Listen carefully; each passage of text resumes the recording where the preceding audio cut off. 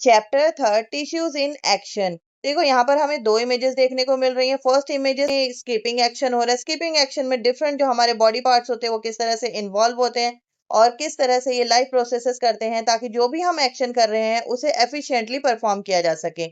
Next जो देख रहे हैं यहाँ पर रिसर्चर हैं जो कुछ प्लांट सेल पे रिसर्च कर रहे हैं। यहाँ पर एक कंप्लीट प्लांट डेवलप हो रहा है।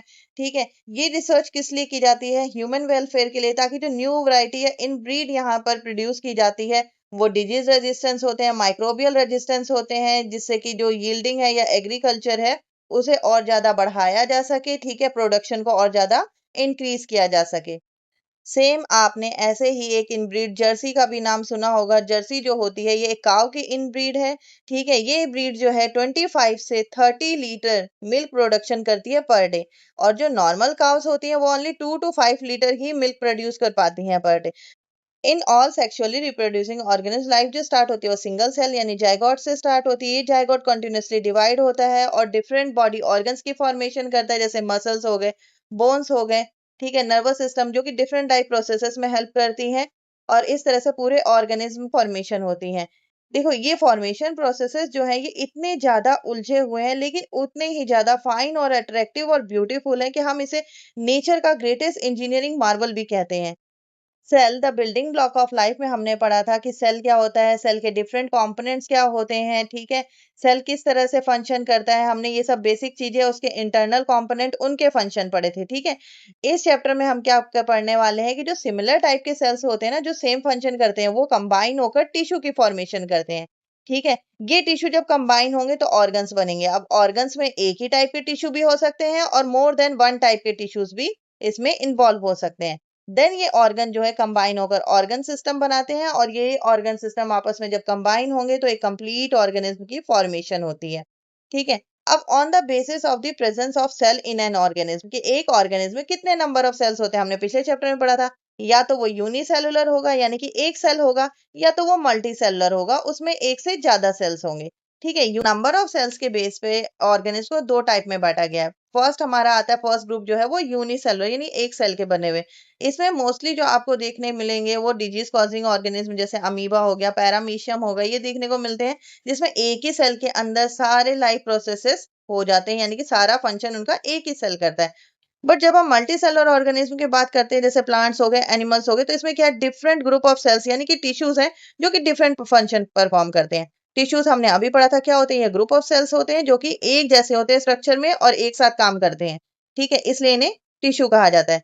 दूसरा, ये जो टिश्यूज होते हैं इन टिश्यूज की वजह से ही जो एनिमल सेल्स होते हैं या ऑर्गेनिज्म होते हैं मल्टी सेलुलर ऑर्गेनिज्म, उनकी एफिशिएंसी बहुत ज्यादा बढ़ जाती है और ये हेल्प करते हैं डिवीजन ऑफ लेबर में कि डिफरेंट टिश्यूज जो है बॉडी में वो डिफरेंट फंक्शंस करेंगे। एनिमल्स और प्लांट्स में हमें डिफरेंट टाइप के टिश्यूज देखने को मिलते हैं। एनिमल्स में मस्कुलर टिश्यूज होते हैं जो मूवमेंट में हेल्प करते हैं, लोकोमोशन में हेल्प करते हैं। नर्वस टिश्यूज जो होते हैं वो क्या करेंगे, मैसेज कैरी करेंगे to different parts of the body. ठीक है, और अगर हम प्लांट्स की बात करते हैं तो प्लांट्स में क्या होता है, कंडक्टिंग टिश्यू होते हैं। ये क्या करते हैं, कंडक्टिंग टिश्यू यहाँ पर दो टाइप के हमें देखने को मिलते हैं। फर्स्ट होता है जाइलम और नेक्स्ट होता है हमारा यहाँ पर फ्लोएम। देखो जो रूट्स होते हैं ना वो सॉइल से क्या करेंगे, वाटर एब्जॉर्ब करेंगे और मिनरल एब्जॉर्ब करेंगे, और ये वाटर और मिनरल पूरे प्लांट बॉडी में सर्कुलेट करने का या ट्रांसपोर्ट करने का काम जाइलम करता है। और इसी के ऑपोजिट डायरेक्शन में काम करता है फ्लोएम। फ्लोएम जो होता है वो लीव्स में जो फूड प्रिपेयर हो रहा है, ठीक है, उस फूड को पूरे के पूरे प्लांट बॉडी में ट्रांसपोर्ट करने का काम करता है। Why are plant and animal tissues different? देखो डिफरेंट क्यों होंगे, क्योंकि इनके लाइफ प्रोसेसेस अलग हैं। ठीक है, इनका सर्वाइवल अलग है, तो उनके लिए जो इनके टिश्यूज भी हैं वो भी डिफरेंट होते हैं। फर्स्ट देखो, प्लांट जो है वो इमूवेबल है। ठीक है, इमूवेबल का मतलब ये अपनी पोजीशन पे फिक्स रहते हैं, ये अपनी पोजीशन चेंज नहीं कर सकते। अगर हम एनिमल की बात करें तो वो मूवेबल ऑर्गेनिज्म है, ये अपनी पोजीशन चेंज कर सकते हैं। इमूवेबल होने की वजह से इन्हें क्या चाहिए, इन्हें सपोर्ट चाहिए होता है ताकि ये फॉर्म रह सके, मजबूत रह सके और सीधे खड़े रह सके। इसके लिए प्लांट्स के पास क्या होता है, इनके सेल में आपको देखने को मिलता है सेल वॉल। ये प्लांट सेल का कैरेक्टर है, लेकिन एनिमल टिश्यूज में हमें सेल वॉल या एनिमल सेल में हमें सेल वॉल देखने को नहीं मिलता है। ठीक है, सेल वॉल क्या करता है, सेल वॉल जो होता है सेल को रिजिडिटी देता है, स्ट्रेंथ देता है। ठीक है, जिससे प्लांट जो है वो और ज्यादा फॉर्म हो सके, मजबूत हो सके। बट एनिमल सेल क्योंकि ये मूव कर सकता है, ठीक है, तो इसमें जब सेल वॉल नहीं होगा तो सेल में क्या होगी, रिजिडिटी नहीं होगी। ठीक है, रिजिडिटी नहीं होगी तो इसमें फ्लेक्सिबिलिटी आएगी। फ्लेक्सिबिलिटी आने की वजह से जो एनिमल है वो एक प्लेस से दूसरे प्लेस में इजीली मूव कर पाएगा, ठीक है, और ये फ्लेक्सिबिलिटी उसके लिए सुटेबल होती है फॉर इट्स लोकोमोशन या फिर जिसे मूवमेंट भी कहते हैं। नेक्स्ट मेजर डिफरेंस हमें क्या देखने को मिलता है इसमें, इसका मोड ऑफ न्यूट्रिशन। देखो, एनिमल्स है, इनके पास डाइजेस्टिव सिस्टम होता है जो कि फूड को डाइजेस्ट करने में हेल्प करता है, ठीक है, from different sources of food. और उसके बाद जो उससे न्यूट्रिशन मिलता है, ब्लड उसे पूरी बॉडी में सर्कुलेट कर देता है। बट अगर हम प्लांट्स की बात करें तो इनके पास ऐसा कोई डाइजेस्टिव सिस्टम नहीं होता। दूसरा, इन्हें अपना फूड जो है खुद प्रिपेयर करना पड़ता है through the process of photosynthesis, और ये सोलर एनर्जी का यूज करते हैं, राइट। अब ये फूड जो प्रिपेयर हुआ है वो प्लांट के लीफ पार्ट में होता है, ठीक है। अब इस लीफ पार्ट से पूरे प्लांट में सर्कुलेट करने के लिए कौन सा प्लांट का कंडक्टिंग टिश्यू यूज होता है, अभी हमने पीछे वाले पैराग्राफ में पढ़ा था, ठीक है, फ्लोएम। वाटर और मिनरल्स जो है रूट जो एब्जॉर्ब करेगा, और ये रूट से पूरे के पूरे प्लांट में किस सेल के थ्रू सर्कुलेट होता है, जाइलम के थ्रू, ठीक है। तो इसमें स्पेशल कंडक्टिंग टिश्यू होते हैं जो हमें एनिमल सेल में देखने को नहीं मिलते हैं। नेक्स्ट, जो इनका ग्रोथ पैटर्न है प्लांट और एनिमल का वो भी बहुत ही डिफरेंट है। तो ग्रोथ के लिए जो भी टिश्यूज इन्वॉल्व होंगे वो भी बिल्कुल डिफरेंट होंगे। तो आगे हम कौन कौन से इनमें टिश्यूज इन्वॉल्व होने वाले हैं, ग्रोथ पैटर्न क्या होता है और उनके फंक्शन क्या होते हैं, इस चैप्टर में हम आगे ये सारी चीजें एक्सप्लोर करने वाले हैं। Tissues for growth in plant. देखो, प्लांट में ग्रोथ आपने कब ऑब्जर्व किया होगा, एक छोटा सा सीडलिंग जो होता है, छोटा सा पौधा एक बड़े से पेड़ में कन्वर्ट हो जाता है, ठीक है। जब ये कन्वर्ट होता है हम उसमें क्या ऑब्जर्व करते हैं कि उसके जो स्टेम होते हैं वो धीरे धीरे धीरे थिक हो जाता है, ठीक है। दूसरा, उसके जो रूट्स होंगे वो अंदर डीप चले जाएंगे सॉइल में, ताकि वो ज्यादा से ज्यादा वाटर और न्यूट्रिशन को डीप सॉइल से एब्जॉर्ब कर सके। तीसरा, हम देखते हैं कि अगर ग्रासेस वगैरह होती हैं उन्हें ग्रेस कर लिया जाए बाय द एनिमल्स, तो वो अगेन जो होती हैं रीग्रो हो जाती हैं। तो यहाँ पर हमने क्या देखा कि प्लांट जो है वो थ्री डिफरेंट वे में ग्रोथ होंगे। फर्स्ट, उसकी लेंथ इंक्रीज होगी। लेंथ इंक्रीज होने का मतलब होता है कि उसके स्टेम की लेंथ इंक्रीज होना, और दूसरा उसकी जो रूट है वो डेप्थ में इंक्रीज होती है, यानी कि सॉइल के अंदर डीपर जाकर वो इंक्रीज होती है। उसके बाद सेकंड जो है इंक्रीज इन गर्थ। गर्थ का मतलब है स्टेम की थिकनेस। जो सिलेंड्रिकल स्टेम होता है वो अगर हम स्टार्टिंग में देखते हैं, अगर पेड़ 1 साल का है तो वो पतला होता है, लेकिन अगर 2-3 साल जैसे ही टाइम बीता जाता है उसका स्टेम जो होता है वो मोटा हो जाता है, राइट। तीसरा क्या देखते हैं, रीग्रोथ। रीग्रोथ तब जब किसी प्लांट की ब्रांच को कट कर दिया जाए या फिर ग्रेज कर लिया जाए, कोई कोई एनिमल उसे खा जाता है, तो अगेन उसका जो वो पार्ट होता है वो रीग्रो हो जाता है, ठीक है। तो इन सभी प्रोसेस में, अब ये प्रोसेस क्या है, ज्यादा टाइम टेकन तो है नहीं, अगर सीजन अच्छा हो, फेवरेबल कंडीशन हो, तो ये रीग्रोथ जो होती है या फिर जो लेंथ में इंक्रीज है या गर्थ में इंक्रीज है, गर्थ में इंक्रीज जो होती है वो मोस्टली एनुअल होती है, बट जो लेंथ और रीग्रोथ होता है ये हमें सीजनल में हमें काफी ज्यादा दिखाई देता है, ठीक है। तो अगर हम बात करें मानसून सीजन की, तो मानसून सीजन में आप ऑब्जर्व करोगे प्लांट जो होते हैं वो जल्दी जल्दी ग्रो भी करते हैं, ठीक है, उनके पार्ट्स भी जल्दी जल्दी ग्रो करते हैं। तो इन सभी ग्रोथ पैटर्न के लिए जो सेल्स इन्वॉल्व होते हैं, जो टिश्यूज इन्वॉल्व होते हैं, उन्हें हम कहते हैं मेरिस्टेमेटिक टिश्यू। मेरिस्टेमेटिक टिश्यूज को आप कैसे डिफाइन करोगे, तो these tissues are group of actively dividing cells, ठीक है। अब प्लांट्स में जो मेरिस्टेमेटिक टिश्यूज होते हैं, जैसे कि हमने ग्रोथ पैटर्न देखा कि प्लांट में ग्रोथ हमें 3 पोजीशन पे दिखाई देता है या 3 टाइप में दिखाई देता है, उसी के हिसाब से जो इनके मेरिस्टेमेटिक टिश्यूज भी होते हैं वो इन प्लांट्स में 3 अलग अलग पोर्शन में हमें देखने को मिलते हैं, ठीक है। तो फर्स्ट टाइप जो इसमें आता है, वेरी फर्स्ट जो है वो है एपिकल मेरिस्टेम। देखो, एपिक का मतलब होता है टॉप पॉइंट, ठीक है। तो ये टॉप पॉइंट हमें एक प्लांट में कहाँ देखने को मिलेगा, ठीक है, या तो उसके शूट वाले हिस्से में, राइट, ये प्लांट ग्रोथ हो रहा है तो इसके शूट वाले हिस्से में, या फिर उसका जो डीप रूट वाला हिस्सा होगा जो सॉइल के अंदर डीपली ग्रो कर रहा है, तो ये वाला पॉइंट इसका टॉप, रूट का टॉप कहलाएगा, और ये वाला पॉइंट शूट का टॉप कहलाएगा, ठीक है। इन दोनों पोजीशन पे जो मेरिस्टेम टिश्यू होंगे वो कौन से होंगे, एपिकल मेरिस्टेम, ठीक है। अब इनकी ग्रोथ को और ज्यादा अच्छे से क्लियर करने के लिए यहाँ पर एक एक्सपेरिमेंट परफॉर्म किया गया है, ठीक है। ये एक्सपेरिमेंट आप चाहो तो ये लेबोरेटरी की जरूरत नहीं है, आप इसे घर में भी परफॉर्म कर सकते हो। अब यहाँ पर इन्होंने क्या करा है, ग्लास जार का यूज करा है और उनके रूट्स को जो है वाटर में डिप करके रख दिया है, ठीक है। 2 ग्लास जार लेने हैं, उनमें पानी भरना है और 2 अनियन के रूट्स को उसमें अच्छे से डिप कर देना है, ठीक है। आफ्टर 3 to 4 days आप ऑब्जर्व करोगे कि इनके रूट्स जो है वो बहुत ही लंबे लंबे से ग्रो हो रहे हैं, ठीक है। जैसा कि हमने माइटोसिस सेल की स्लाइड जो बनाई थी तब भी हमने यही पॉइंट देखा था कि जो रूट्स थे वो टिप के पास से बहुत जल्दी से ग्रो हो रहे थे, ठीक है। इसके बाद क्या करना है, आफ्टर 3 days आप क्या करो, दूसरे एक अनियन की जो टिप्स है ना वो सारी की सारी काट दो, ठीक है। एंड देन इसे फिर ऐसे ही छोड़ दो फॉर नेक्स्ट 3 to 4 days के लिए। आप क्या ऑब्जर्व करोगे कि जिसकी आपने रूट टिप कट नहीं करी ना, उसके रूट देखो कितने लॉन्ग हो गए, यानी कि वो अभी भी ग्रो कर रहे हैं। बट जो इस अनियन के रूट टिप हमने कट कर दिए हैं, ठीक है, 3 to 4 डेज के बाद भी हम ऑब्जर्व कर रहे हैं, तो उसके रूट्स में कोई भी सेल इलोंगेशन नहीं हो रही, रूट्स की लेंथ नहीं बढ़ रही है। इसका मतलब जो लेंथ बढ़ाने वाले सेल थे, जो इसे लॉन्ग लंबे करने वाले यानी रूट्स को ग्रो करने वाले जो सेल्स थे, वो कहाँ पर होते हैं? इनके टिप पर होते हैं। और वो टिप पर के सेल हमने कट करके निकाल दिए थे, जिसकी वजह से अब इसमें किसी भी तरह का ग्रोथ दिखाई नहीं दे रहा। और इस टिश्यू को हम क्या कहते हैं? Apical meristem. देखो, जो अभी एक्सपेरिमेंट किया था जार ए और जार बी में, ठीक है, उनके रूट की लेंथ इन सेंटीमीटर यहाँ पर फॉर डे 1 to 7 यानी 1 वीक के लिए यहाँ पर रिकॉर्ड करनी है और उनके लेंथ को लिखना है। ठीक है, यहाँ पर डाटा गिवन नहीं है। आप चाहो तो यहाँ पर जो ये ग्राफ दिया हुआ है, ठीक है, यहाँ पे वाई एक्सिस में देख रहे हो, यहाँ पे लेंथ की जो रूट है उसकी लेंथ दी हुई है और यहाँ पर आपको नंबर ऑफ डेज दिए हैं। ठीक है, ब्लू लाइन जो है वो ए जार के रूट्स को शो कर रही है और बी वाली जो है वो ब्राउन लाइन से शो की गई है। ठीक है, अब इसके पैटर्न को देखो, ये ग्राफ आपको क्या दिख रहा है? धीरे धीरे धीरे ये डे वाइज इंक्रीज होता जा रहा है, यानी कि इसकी लेंथ क्या है? रेगुलरली इंक्रीज हो रही है। बट बी में हम क्या ऑब्जर्व करते हैं कि डे 1 से डे 4 तक तो इंक्रीज हो रहा है, लेकिन उसके बाद क्या हुआ? ये वापस डिक्रीज। डिक्रीज कैसे हुआ? ये आपने क्या करा था? इसे कट कर दिया था यहाँ पर। ठीक है, कट होने की वजह से वो डिक्रीज हो गया। अब जब टिप कट कर दी गई, तो टिप कट करने के बाद उसमें किसी भी तरह का ग्रोथ दिखाई नहीं दे रहा है, यानी कि जितनी लेंथ है उसकी वो उतनी ही है। तो फर्स्ट जब आप देखते हो कि यहाँ पे वाई एक्सिस में आपको लेंथ कितनी दी हुई है, यहाँ पर 5 लाइंस के लिए या 5 बॉक्सेस के लिए हमें 0.5 सेंटीमीटर की लेंथ दी है, तो एक बॉक्स कितना शो करेगा? यहाँ पे 0.1 सेंटीमीटर की लेंथ। ठीक है, अब यहाँ से इंटरप्रीट करते जाओ, तो यहाँ पे दो लाइनों पे बना हुआ है कि दोनों के दोनों जार में जो रूट्स हैं उनकी लेंथ कितनी है? डे 1 में 0.2 सेंटीमीटर। चलो इसे फिल करते जाओ अपना। दोनों की लेंथ कितनी है? 0.2 सेंटीमीटर। और जब हम डे सेकंड के लिए देखते हैं तो इनकी लेंथ देखो कितनी है? 0.5 है, तो बी के लिए कितनी गई? दो लाइनें और ऊपर गई हैं, तो ये कितना होगा? 0.7। और उससे एक लाइन ऊपर ए के लिए गई है, तो 0.8 सेंटीमीटर की लॉन्गेशन हो रही है, यानी कि लंबी हो रही है वो।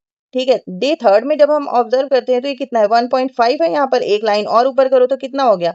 बी के लिए जो ब्राउन लाइन है उसके लिए 1.6, और ब्लू जो ए लाइन जार ए को शो कर रहा है उसके लिए कितना है? यहाँ पर एक लाइन इससे और दो लाइनें इससे और ऊपर कर लो, तो कितनी हो गई? 1.8 सेंटीमीटर।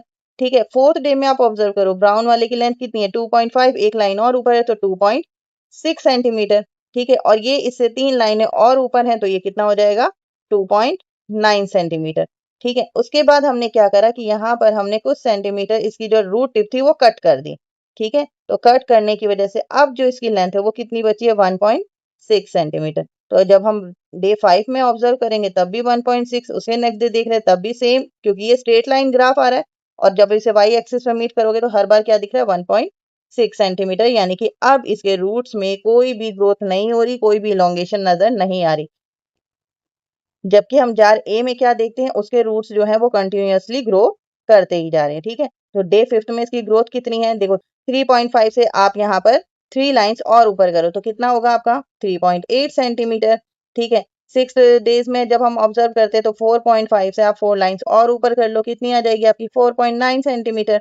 और 7 डेज में जो है 5.5 से आप यहाँ पर 3 लाइन्स और ऊपर कर लो, तो ये कितनी हो गई? 5.8 सेंटीमीटर। ठीक है, तो आपने ग्राफ से भी अपना डाटा निकाल लिया, या आपको डाटा गिवन होगा तो आप ग्राफ प्लॉट कर सकते हो। इस एक्सपेरिमेंट के डाटा से क्या रिजल्ट निकलता है कि जो शूट टिप्स होते हैं या रूट टिप्स होते हैं, ठीक है, उसमें कंटिन्यूअसली डिवाइड होने वाले सेल्स होते हैं, जो कि मेरिस्टेमेटिक सेल्स होते हैं, और इन मेरिस्टेमेटिक सेल्स को कहते हैं एपिकल मेरिस्टेम, जो कि हेल्प करते हैं प्लांट को ग्रोथ इन द लेंथ। अब ये लेंथ चाहे शूट में हो या फिर वो रूट्स में हो। बायोलॉजी के कॉन्सेप्ट को सिर्फ थ्योरी के थ्रू ही नहीं समझा जा सकता, इन्हें ग्राफ के थ्रू या गिवन डाटा के थ्रू भी समझा जा सकता है। ठीक है, जैसे अगर यहाँ से पूछ लिया जाए कि रूट कट कितना हुआ था, तो ये 2.6 था, एंड देन कट होके ये कितना है? 1.6, यानी कि 1 सेंटीमीटर जो रूट थी वो कट की गई। तो इस तरह के टर्म्स को समझने के लिए, ग्राफ को अच्छे से समझने के लिए और ग्राफ के थ्रू थ्योरी को समझने के लिए, अगर आपको मेरे पढ़ाए हुए कॉन्सेप्ट समझ में आते हैं, तो इस चैनल की जो ये आपका चैनल है इसकी प्रोग्रेस के लिए आप अपना कंट्रीब्यूशन जरूर दें। Lateral meristem, how do plant grow in girt? Girt का मतलब क्या है? यहाँ पर स्टेम। स्टेम की थिकनेस कैसे बढ़ रही है? देखो, अगर कभी भी आपने एक ट्री ट्रंक देखा होगा, एक मोटा तना देखा होगा कटा हुआ, ठीक है, पेड़ का, तो उसमें ये सर्कुलर से रिंग दिखाई देती है। ठीक है, ये रिंग क्या है? इसका मतलब क्या है कि जो पेड़ का तना वो बढ़ रहा है, उसकी थिकनेस जो बढ़ रही है वो रिंग के फॉर्म में, यानी कि जो भी सेल प्रेजेंट होंगे वो कैसे होंगे? रिंग के फॉर्म में होंगे, जो कि रेगुलरली हर साल बढ़ते जा रहे हैं। राइट? अब इसमें खास क्या है इन रिंग्स में, देखो इन रिंग्स में आप देखोगे कुछ रिंग्स जो है वो आपको थिक नजर आ रही है, जबकि कुछ रिंग्स आपको थिन नजर आ रही है। तो ये थिकनेस होने का मतलब क्या है कि जब प्लांट को फेवरेबल कंडीशन मिला है और उसे पूरा न्यूट्रिएंट मिला है तो वहां पे ग्रोथ अच्छी हुई है। ठीक है, इसलिए इसका तना भी क्या होगा, वहां पर जो स्टेम होगी वो मोटी होगी। लेकिन जब अनफेवरेबल कंडीशन मिला है तो वहां पर क्या है, थिकनेस आप देखो ये जो रिंग की ग्रोथ है वो कम है। ये जो रिंग्स है वो हमें पतली पतली सी नजर आ रही है। ठीक है, अब एक और इंटरेस्टिंग फैक्ट क्या है इन रिंग्स में, देखो इन रिंग्स को काउंट करके आप किसी भी पेड़ की एज पता लगा सकते हो। ठीक है, तो अगर एज डिटरमाइन करना हो, क्योंकि रीजन क्या है, ये जो एक रिंग है ये 1 ईयर में बनती है। ठीक है, 1 रिंग बनने में कितना टाइम लगता है, ये एनुअल रिंग होती है। तो 1 साल में एक रिंग बनेगी। ये एनसीईआरटी का डायग्राम है जिसमें कि एक सनफ्लावर है, सनफ्लावर के स्टेम को देखो यहाँ पर कट किया गया है, स्लाइस किया गया है। स्लाइस करके उसको शो करते हैं तो यहाँ पे अरेंजमेंट जो होती हैं सेल्स की वो कुछ इस तरह से दिखती हैं। ठीक है, और जब इसके एक पार्ट को ऑब्जर्व किया जाता है तो उसमें सेल की अरेंजमेंट कितने सिस्टमेटिकली है वो आप देख सकते हो। ठीक है, आपने क्या पढ़ा था, जो गर्थ होती है, स्टेम की थिकनेस होती है, वो किसकी वजह से होती है, लेटरल मेरिस्टेम की वजह से। ठीक है, और लेटरल मेरिस्टेम के नीचे आपको क्या दिख रही है, जाइलम। जाइलम क्या करते हैं, वाटर कंडक्शन का और मिनरल कंडक्शन का काम करते हैं, राइट। अब क्या होता है कि ये जो जाइलम होते हैं, ठीक है, लेटरल मेरिस्टेम हर बार नए जाइलम बनाएगा और जो पुराने जाइलम होते हैं इसमें जो प्लांट होता है जैसे कुछ ऑयल रिलीज करेगा, लिग्निन रिलीज करेगा, इस तरह के केमिकल होते हैं, रेजिन रिलीज करेगा, जिसकी वजह से अंदर के जाइलम जो होंगे वो हार्ड हो जाएंगे। ठीक है, इनके अंदर ये सारी चीजें डिपॉजिट हो जाएंगी जिसकी वजह से अब ये वाटर कंडक्शन नहीं करेंगे। तो क्या करेगा, ये लेटरल मेरिस्टेम नए जाइलम बनाएगा। ठीक है, और पुराने जाइलम इस तरह से अंदर वाले इनके डिपोजिशन की वजह से नॉन कंडक्टिंग हो जाते हैं और बहुत ही हार्ड हो जाते हैं। इस वुड को कहते हैं हार्ट वुड, यानी कि अंदर का जो एरिया होगा, नॉन कंडक्टिंग एरिया होगा, उसको हम क्या कहते हैं, हार्ट वुड। और जो बाहर के जाइलम होते हैं जो अभी भी कंडक्टिंग है उसे कहते हैं सॉफ्ट वुड। देखो अभी हमने पढ़ा था जो थिकनेस होती है वो किसकी, सर्कुलर रिंग की वजह से होती है। ठीक है, इन रिंग्स में ही हमें क्या देखने को मिला था, एक्टिवली डिवाइडिंग लेटरल मेरिस्टेम। ठीक है, ये लेटरल मेरिस्टेम क्या करता है, सेंट्रलाइज फॉर्म में, यानी कि अंदर और बाहर की तरफ सेल को कंटिन्यूअसली डिवाइड करता रहता है, जिससे जो स्टेम का डायमीटर है वो इंक्रीज होता रहता है। इंटर कैलोरी मेरिस्टेम, देखो प्लांट को अगर कट कर दिया जाता है, जैसे जो गार्डनर होते हैं प्लांट की केयर करते हैं, वो क्या करते हैं, रेगुलरली प्लांट को कट करते रहते हैं क्योंकि वो ग्रो होता रहता है। ठीक है, क्या वो प्लांट जो होता है वो सिर्फ ऊपर के साइड से ही, यानी कि हमने कहा था जो शूट होती है उसकी टिप के पास से ही ग्रो करता है, साइड के भी ब्रांचेस क्या होते हैं, रेगुलरली ग्रो करते रहते हैं, उनको कट कर दिया जाता है। या एनिमल्स क्या होते हैं, उनको ग्रेस भी कर सकते हैं, खा भी सकते हैं, तो क्या वो रीग्रो नहीं होते, वो भी रीग्रो होते हैं। तो वो पोर्शन प्लांट में, जैसे ये वाला पोर्शन जहां से नए प्लांट्स के जो ब्रांच है वो निकल रहे हैं, वो बन रहे हैं, उसको हम क्या कहते हैं, नोड कहते हैं। ठीक है, ये क्या है, ये दोनों नोड कहलाएंगे, ये पॉइंट जहां से न्यू ब्रांच बन रहे हैं। और इस नोड से, यानी एक नोड से दो नोड के बीच के डिस्टेंस को कहा जाता है इंटर नोड। ठीक है, जो इंटर कैलोरी मेरिस्टेम है ये हमें कहाँ पर देखने को मिलेंगे, या तो आपको ये नोड पॉइंट पे देखने को मिलेंगे, या फिर आप क्या लिख सकते हो कि ये एट द बेस ऑफ, यानी जहां पे एंड हो रहा है ना। ठीक है, चाहे आप इसे मान लो इसे मान लो, क्या कहलाएगा, बेस एक इंटर नोड का क्या कहलाएगा, नोड ही तो कहलाएगा। तो नोड पर हमें कौन से एक्टिवली डिवाइडिंग सेल्स देखने को मिलते हैं, इंटर कैलोरी मेरिस्टेम। ठीक है, अब ग्रासेस ग्रासेस जो ग्रेस कर लेते हैं, ठीक है, तो उसके भी बेस पर हमें क्या देखने को मिलता है, नोड दिखने को मिलता है जो कि ग्रास लीफ को ग्रो करने में हेल्प करता है। ठीक है, और यहाँ पर भी कौन से टिश्यूज होंगे, इंटर कैलोरी मेरिस्टेम। तो यहाँ आपने क्या पढ़ा, आप इसे मार्क करते देखो, जैसे मैं एनसीईआरटी में मार्क करती हूँ ना, आप भी मार्क करिए, क्योंकि फाइनल में क्या होता है, जब हम फटाफट अपनी एनसीईआरटी ओपन करते हैं और अपने मार्क पॉइंट देखते हैं ना, तो हमें सारी चीजें फटाफट रिकॉल होती है फॉर फाइनल एग्जाम के लिए। तो प्लांट्स में कितने टाइप के मेरिस्टेमेटिक टिश्यूज होते हैं, क्या पढ़ा हमने, फर्स्ट एपिकल जो कि रूट और शूट के टिप पे आपको देखने को मिलेगा, दूसरा होता है आपका लेटरल जो कि स्टेम ग्रोथ में हेल्प करता है। ठीक है, स्टेम के डायमीटर को बढ़ाता है। तीसरा इंटर कैलोरी, इंटर कैलोरी क्या होता है, ब्रांचेस इंक्रीज करने में या लीव्स को इंक्रीज करने में, ग्रोथ करने में हेल्प करता है, और ये हमें जहाँ पे न्यू ब्रांच बनेगी वहां पर देखने को मिलता है, जिसे नोड कहते हैं। टाइप्स ऑफ मेरिस्टेमेटिक टिश्यू, ठीक है, यहाँ पे नोट्स के फॉर्म में शो कर रखा है। देखो फर्स्ट हमने क्या पढ़ा था, एपिकल मेरिस्टेम। एपिकल मेरिस्टेम हमें कहाँ देखने को मिलता है, शूट के टिप पर या फिर रूट के टिप पर। ठीक है, और ये किस में हेल्प करता है, ये increase in length of the plant, और वो लेंथ कहाँ इंक्रीज होगी, या तो शूट की लेंथ होगी या फिर deep inside the soil root की लेंथ होगी। ठीक है, सेकंड हमारे यहाँ पे क्या है, intercalary meristem. Intercalary meristem जो होता है वो किसके लिए है, यहाँ पे या तो नोड के पास जो ग्रोथ होती है ब्रांचेस की ग्रोथ के लिए, ठीक है, या फिर इंटर नोड के बेस पर, ठीक है, या इंटर नोड के बेस पर ग्रोथ होगी या फिर यहाँ पर नोड पे ग्रोथ होगी, ठीक है। दूसरा क्या है, ये किस में हेल्प करता है, ग्रोथ इन इंटर नोड और लीव्स के लिए। लेटरल मेरिस्टेम किस तरह से ग्रोथ में हेल्प करती है प्लांट के स्टेम में, ठीक है, तो ये एक्टिवली डिवाइडिंग सेल्स होते हैं जो कि सर्कुलर मैनर में होते हैं। आपको मैंने डायग्राम में दिखाया था कि वो जाइलम के ऊपर जो सर्कुलर रिंग थी वो लेटरल मेरिस्टेम की थी और उसे वास्कुलर कैम्बियम भी कहते हैं, ठीक है। एक और सर्कुलर रिंग बनती है जिसमें एक्टिवली डिवाइडिंग सेल होते हैं जिसे कहते हैं कॉर्क कैम्बियम। ये कॉर्क कैम्बियम हमें तब दिखाई देती है जब प्लांट थोड़ा पुराना हो जाता है और इसी की वजह से जो पेड़ की जो बार्क होती है ना, ऊपर की छाल, वो बनती है। तो मेरिस्टेमेटिक टिश्यूज में ऐसा क्या है जिसकी वजह से ये कॉन्टिन्यूअस और रैपिड सेल डिवीजन करते हैं? चलिए पता करते हैं। तो फर्स्ट आता है इसका न्यूक्लियस। न्यूक्लियस जो है वो काफी लार्ज साइज का होता है, ठीक है, काफी प्रोमिनेंट है।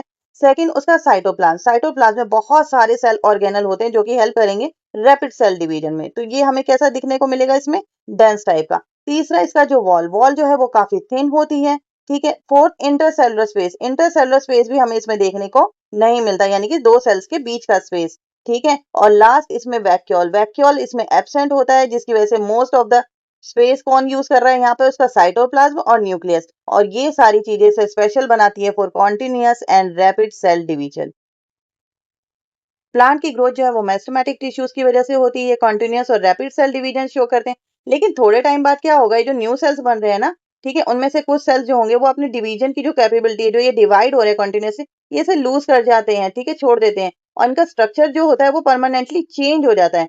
ये चेंजेस आते क्यों है, क्योंकि इन्हें अब प्लांट में कुछ स्पेसिफिक फंक्शन परफॉर्म करने हैं और इन टिश्यूज को कहा जाता है परमानेंट टिश्यूज। और इनके फंक्शन क्या है, स्पेसिफिक फंक्शन, जैसे प्लांट में स्टोरेज करना, ठीक है, उसे मैकेनिकल स्ट्रेंथ देना,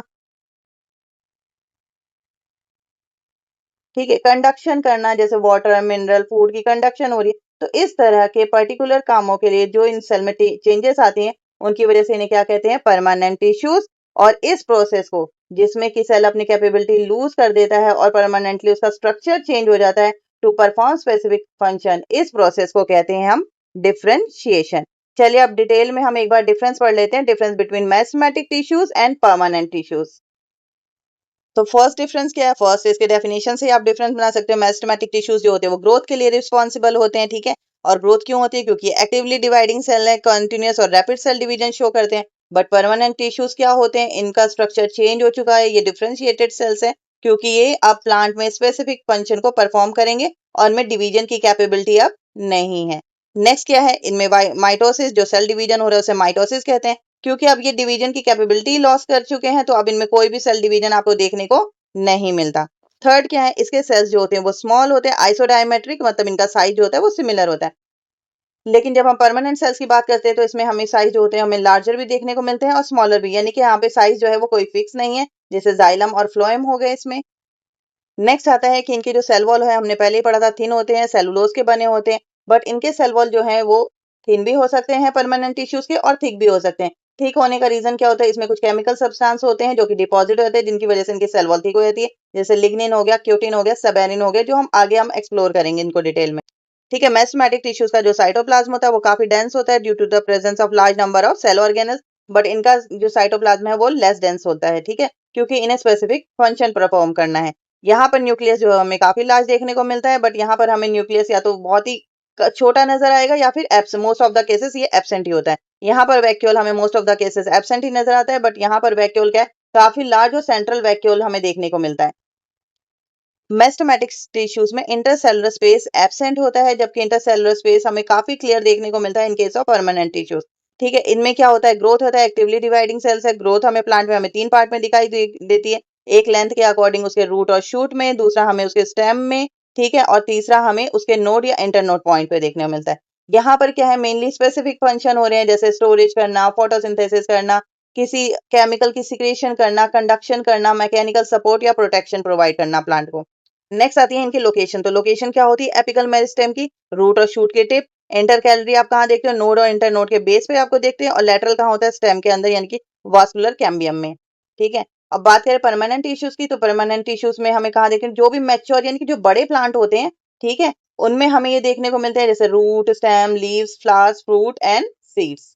एनसीईआरटी के इस डायग्राम में सनफ्लावर जिसे हेलियांथस एनस इसका साइंटिफिक नेम है, इसके स्टेम के एक पार्ट का यानी कि आप स्लाइस करते हो तो स्लाइस करने पर उसका जो इंटरनल स्ट्रक्चर है, परमानेंट टिश्यूज की अरेंजमेंट है, वो किस तरह की दिखाई देती है। और जब इसके भी एक पार्ट को मैग्नीफाइड करके देखा जाता है, देन यहाँ पर हम अच्छे से इसके टिश्यूज के सारे अरेंजमेंट्स और स्ट्रक्चर और फंक्शन हम ऑब्जर्व कर सकते हैं और इसे आगे हम डिटेल में स्टडी करेंगे। परमानेंट टिश्यूज को उनके स्ट्रक्चर, फंक्शन एंड लोकेशन के बेस पे 3 कैटेगरी में रखा गया। फर्स्ट कैटेगरी इसकी आती है प्रोटेक्टिव टिश्यूज। देखो प्रोटेक्टिव टिश्यूज में हमें किसके बारे में पढ़ना है, यहाँ पर आएगा हमारा एपिडर्मिस। ठीक है, एपिडर्मिस में सेल्स आपको कैसे दिखाई दे रहे हैं, यहाँ पर फ्लैट सेल्स हैं। ठीक है, दूसरा ये रेक्टेंगुलर टाइप के हैं और तीसरा क्या है, ये कॉम्पैक्ट है। कॉम्पैक्ट होने का मतलब क्या, एक दूसरे के बिल्कुल पास पास है और हमें कोई भी इंटरसेलुलर स्पेस जो है इसमें दिखाई नहीं दे रहा। और इससे क्या होगा कि इसकी स्ट्रेंथ जो है और ज्यादा बढ़ जाएगी और ये अंदर के सारे सेल्स को देखो कवर कर रहा है, प्रोटेक्ट कर रहा है। ठीक है, नेक्स्ट इसमें हमें क्या देखने को मिलता है, इसके ऊपर एक और वैक्स की लेयर होती है। ठीक है, जैसे हम कभी कभी स्टेम को छूते हैं ना तो हमें कितना स्मूथ सा फील होता है, तो वो किसकी वजह से होता है, ये जो क्यूटिकल है ये क्या है, एक्चुअल में एक वैक्स लेयर है।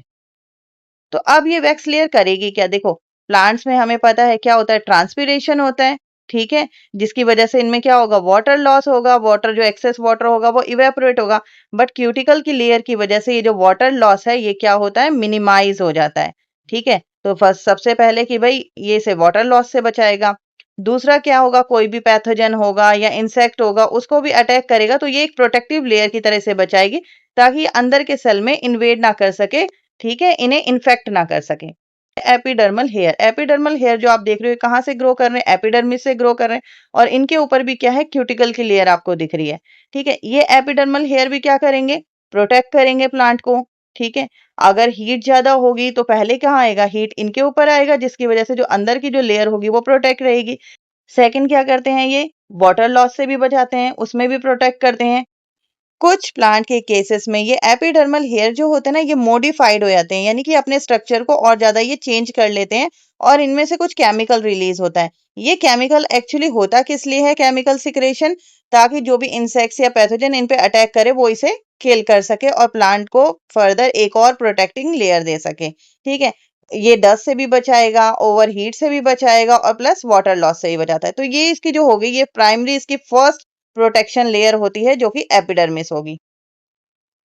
अब ये एपिडर्मल हेयर जो है यहाँ हमने पढ़ा है स्टेम के केस में। ठीक है, तो रूट के केस में क्या होता है, रूट के केस में एपिडर्मल हेयर्स जो होते हैं वो काफी लॉन्ग हो जाते हैं और रूट की फॉर्मेशन करेंगे।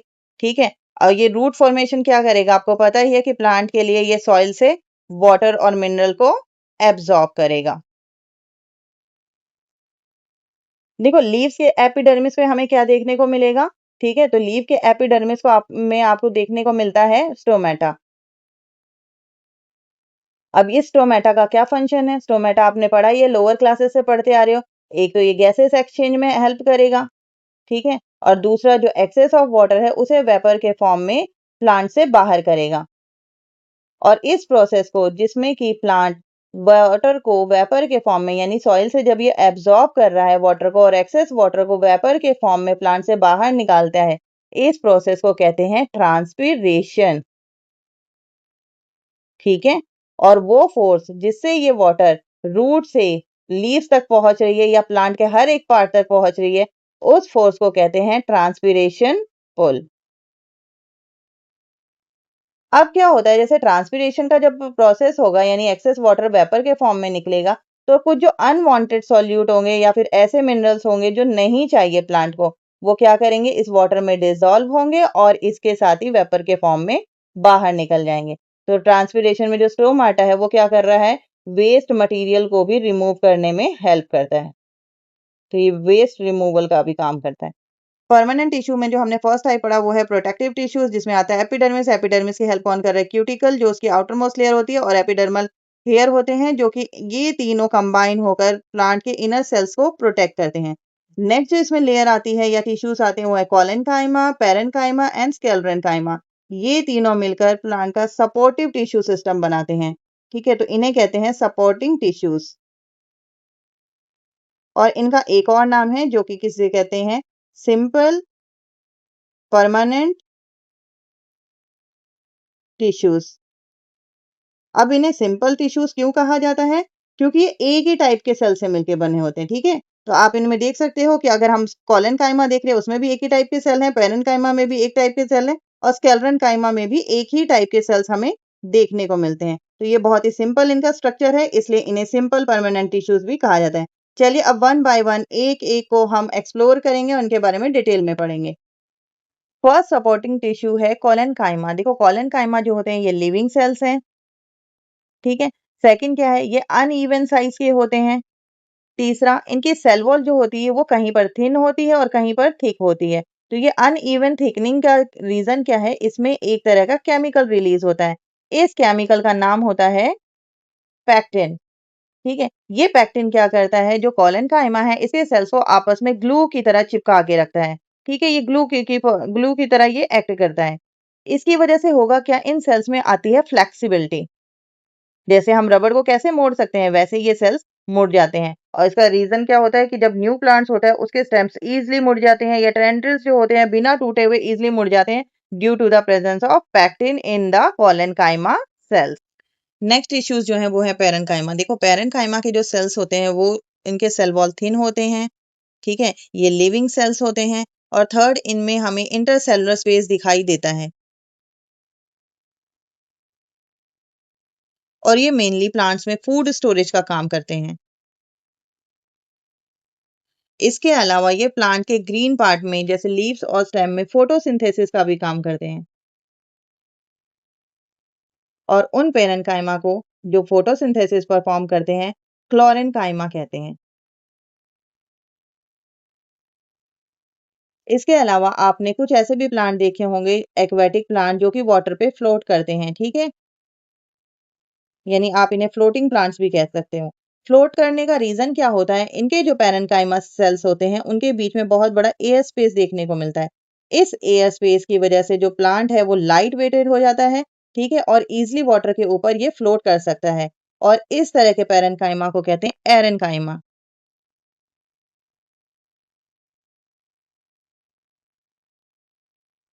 नेक्स्ट हमें सपोर्टिव टिश्यूज जो देखने को मिलते हैं वो है स्क्लेरन काइमा। स्क्लेरन काइमा के जो सेल्स होते हैं मोस्टली डेड होते हैं, ठीक है। एल्ड्रेन काइमा में यहाँ पर एक केमिकल की डिपोजिशन देखने को मिलती है जिसे कहते हैं लिग्निन, ठीक है। ये लिग्निन वॉल जो है ये सेल को बहुत ज्यादा प्रोटेक्शन देती है और इसे हार्ड बनाती हैं और ये हमें प्लांट के हार्ड पार्ट में या स्ट्रॉन्ग पार्ट में देखने को मिलता है। ये प्लांट को स्ट्रेंथ प्रोवाइड करती है प्लस ये हार्डनेस या प्रोटेक्शन प्रोवाइड करेगी।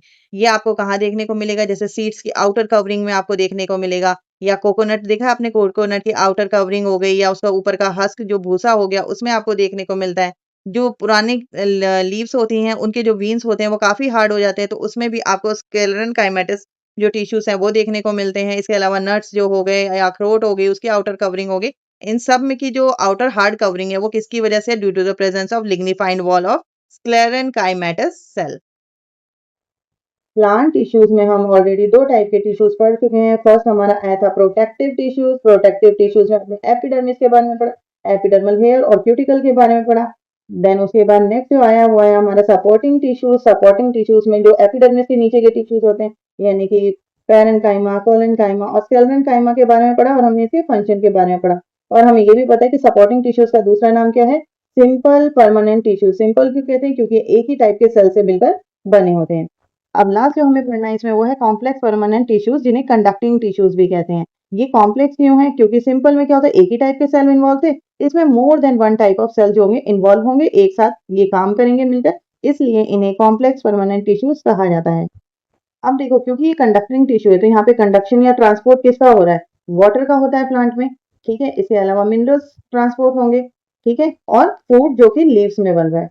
तो ये जो वाटर और मिनरल्स जो कि रूट एब्जॉर्ब कर रहा है, तो ये रूट से प्लांट के हर एक पार्ट में किस तरह से कंडक्ट होंगे, ठीक है, ट्रांसफर किए जाएंगे। और फूड जो कि लीव में प्रिपेयर हो रहे हैं, ये लीव से प्लांट के हर एक पार्ट में किस तरह से कंडक्ट किए जाते हैं, इनके लिए क्या होता है, प्लांट में स्पेशलाइज टिश्यूज होते हैं, ठीक है, स्पेशलाइज कॉम्प्लेक्स परमानेंट टिश्यूज। तो वाटर और मिनरल के लिए आप लोगों को पता है ना क्या होता है, जाइलम होता है।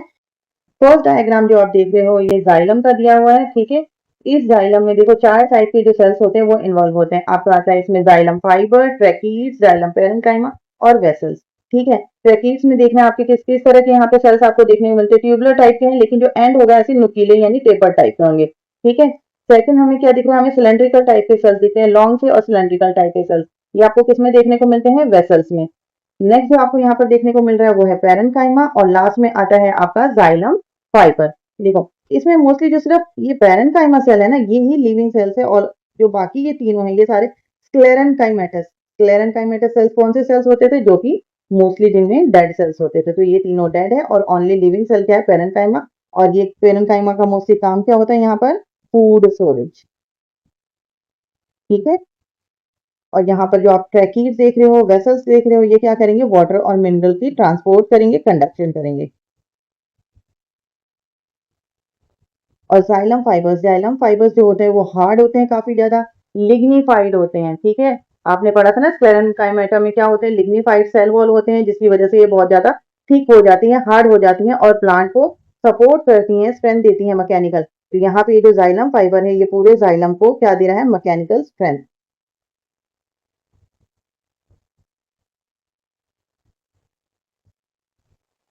नेक्स्ट परमानेंट टिश्यू जो प्लांट में होता है वो है फ्लोएम। फ्लोएम में हमें डिफरेंट टाइप के सेल्स देखने को मिलते हैं। तो फर्स्ट जो हमारा आता है वो है सीव ट्यूब।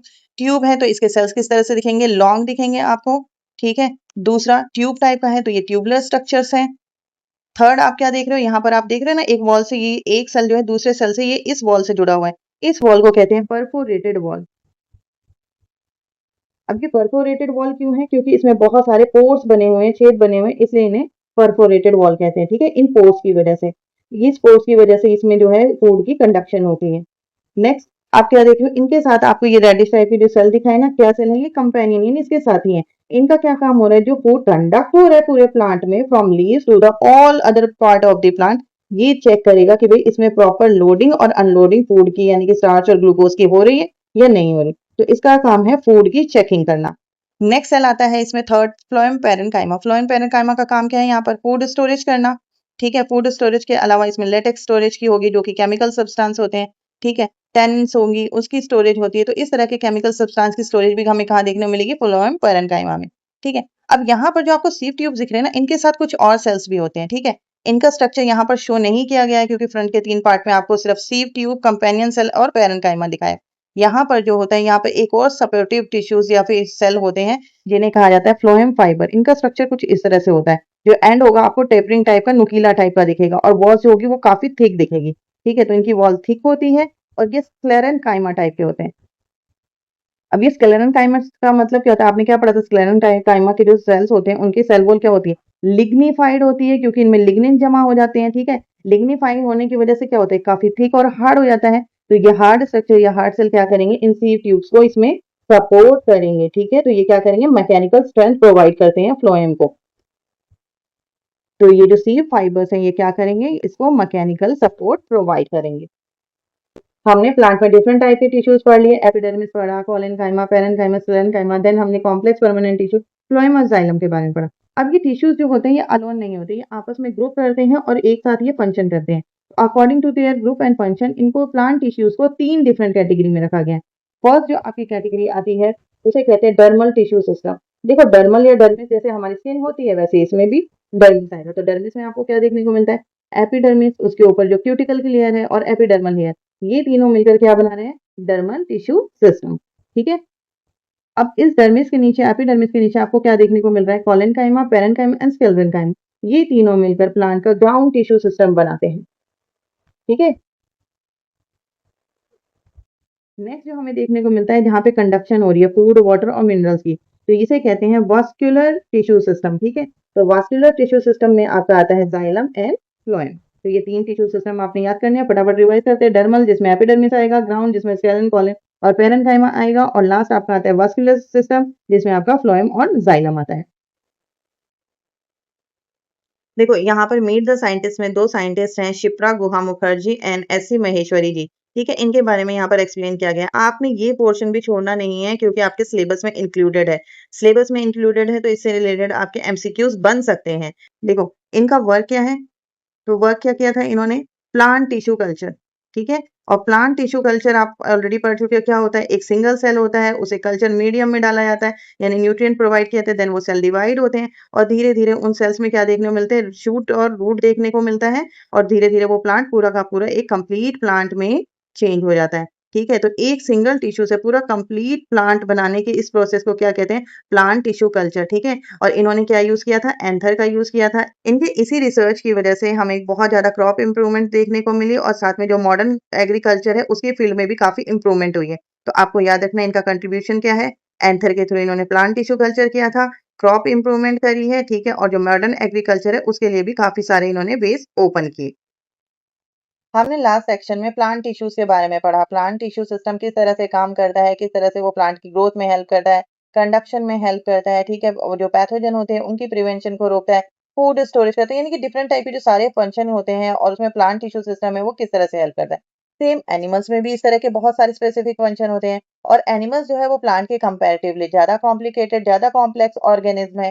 ठीक है, ये मूवमेंट भी करता है, ये थिंक भी कर सकता है, ये ग्रोथ करता है, ठीक है, इसमें डाइजेस्टिव सिस्टम होता है, इसमें नर्वस सिस्टम होता है, इसमें हार्ट होता है, ब्लड सर्कुलेशन होता है, गैसेस एक्सचेंज होता है। तो इतने सारे डिफरेंट फंक्शन को करने के लिए एनिमल्स में बहुत सारे अलग अलग टाइप के टिश्यूज होते हैं। इस चैप्टर में हम इसी को एक्सप्लोर करने वाले हैं आगे डिटेल में। देखो, different kind of animal tissues में फर्स्ट हम पढ़ने वाले हैं एपिथेलियल टिश्यू के बारे में। एपिथेलियल टिश्यू का अगर हम ओवरऑल फंक्शन देखें तो जो हमारी बॉडी की स्किन होती है, ठीक है, स्किन हमारी किसकी बनी हुई है? स्किन हमारी एपिथेलियल टिश्यूज की बनी हुई है। इसके अलावा हमारे जो कुछ इंटरनल ऑर्गन है जैसे हमारे डाइजेस्टिव ऑर्गन हो गया, स्टमक हो गया हमारा, ठीक है, इजोफेगस हो गया, तो ये सारी इनकी भी अंदर की लाइनिंग, यानी कि अगर ये मेरा स्टमक है तो इसके अंदर फूड आ रहा है और इसके अंदर की जो लाइनिंग होगी, यानी कि अंदर का खोखला पार्ट जिसके अंदर फूड जा रहा है, उसकी लाइनिंग किसकी बनी हुई है? एपिथेलियल टिश्यू की। इजोफेगस हो गए, ब्लड वेसल्स हो गए, तो ये सारे जो होलो ऑर्गन्स हो गए, इनके अंदर की जितनी भी लाइनिंग्स है वो सारी की सारी एपिथेलियल टिश्यूज की बनी हुई है। ठीक है, अब ये एपिथेलियल टिश्यू का अगर हम ओवरऑल फंक्शन देखते हैं तो फर्स्ट क्या आता है भाई? स्किन है। स्किन क्या करती है? बैरियर की तरह काम करती है। ये माइक्रोब्स की एंट्री को या फिर पैथोजन की एंट्री को रोकने के लिए फर्स्ट बैरियर का काम करती है, राइट। दूसरा, एपिथेलियल टिश्यूज क्या करते हैं? वाटर लॉस से बचाता है बॉडी को। और थर्ड, इसका फंक्शन क्या होता है? देखो, कुछ एपिथेलियल टिश्यूज ना मॉडिफाइड हो जाते हैं, ठीक है, तो वो कुछ एंजाइम सिक्रीट करेंगे, हार्मोन सिक्रीट करेंगे, ठीक है, और कुछ चीजों को ये एब्जॉर्ब करेंगे, जैसे कि बॉडी में जो मिनरल्स बनेंगे उसको एब्जॉर्ब करने का काम करेंगे, गैसियस एक्सचेंज का काम करेंगे। तो यहाँ पे हमें मॉडिफाइड एपिथेलियल टिश्यूज भी देखने को मिलते हैं। अब आगे हम इनके स्ट्रक्चर और फंक्शन के बेस पे डिफरेंट टाइप के एपिथेलियल टिश्यूज पढ़ने वाले हैं। फर्स्ट स्ट्रक्चर को जब आप यहाँ पर ऑब्जर्व कर रहे हो तो आपको क्या दिखने को मिल रहा है? यहाँ पे फ्लैट सेल्स हैं बड़े बड़े से, ठीक है, कॉम्पैक्टली अरेंज है। कॉम्पैक्ट अरेंज होने का मतलब है आपको सेल्स के बीच में कहीं पर भी गैप नहीं दिखाई दे रहा है, स्पेस नहीं नजर आ रहा, ठीक है। और तीसरा, जो लेयर बन रही है वो कैसी है? ओनली सिंगल लेयर है, ठीक है, लेयर कैसी है यहाँ पर? सिंगल लेयर देखने को मिल रही है। इस तरह की एपिथेलिया जो होती है स्पेशलाइज होती है for diffusion of liquid and gases, ठीक है, कि यहाँ पर लिक्विड और गैसेस का जो होगा डिफ्यूजन वो अच्छे से हो पाएगा। अब ये स्पेशलिटी यानी कि ये फंक्शन कौन से ऑर्गन हमारे परफॉर्म करते हैं जहाँ पे लिक्विड या गैसेस एक्सचेंज देखने को मिलेगा? तो क्या होता है आपका? ब्लड वेसल्स और दूसरा लंग, ठीक है। तो ये जो फ्लैट एपिथेलियल सेल है ये हमें कहाँ देखने को मिलेंगे? ब्लड वेसल्स और लंग्स में। क्यों? क्योंकि ये रैपिड डिफ्यूजन करते हैं लिक्विड और गैसेस का और ये सिंगल लेयर है, ठीक है, और इन्हें स्क्वेमस एपिथेलियम भी कहा जाता है।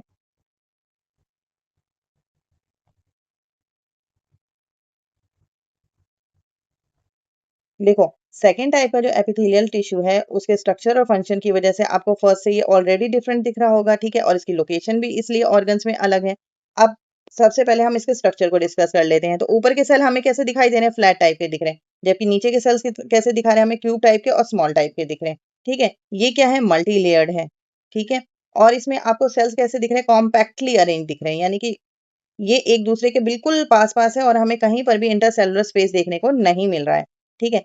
तो इनके इसी स्ट्रक्चर की वजह से इनका फंक्शन क्या होता है? ये जिस ऑर्गन को कवर करेंगे उसे ये मैकेनिकल इंजरी से बचाएंगे, यानी किसी तरह की चोट जो होगी उससे बचाएंगे, ठीक है, कुशन का काम करेंगे। दूसरा, ये पैथोजन या माइक्रोब्स की एंट्री को भी रोकते हैं, ठीक है। और तीसरा, किसी तरह की रगड़ लग जाती है या फ्रिक्शन हो जाता है, ये उससे भी इसे बचाने का काम करते हैं।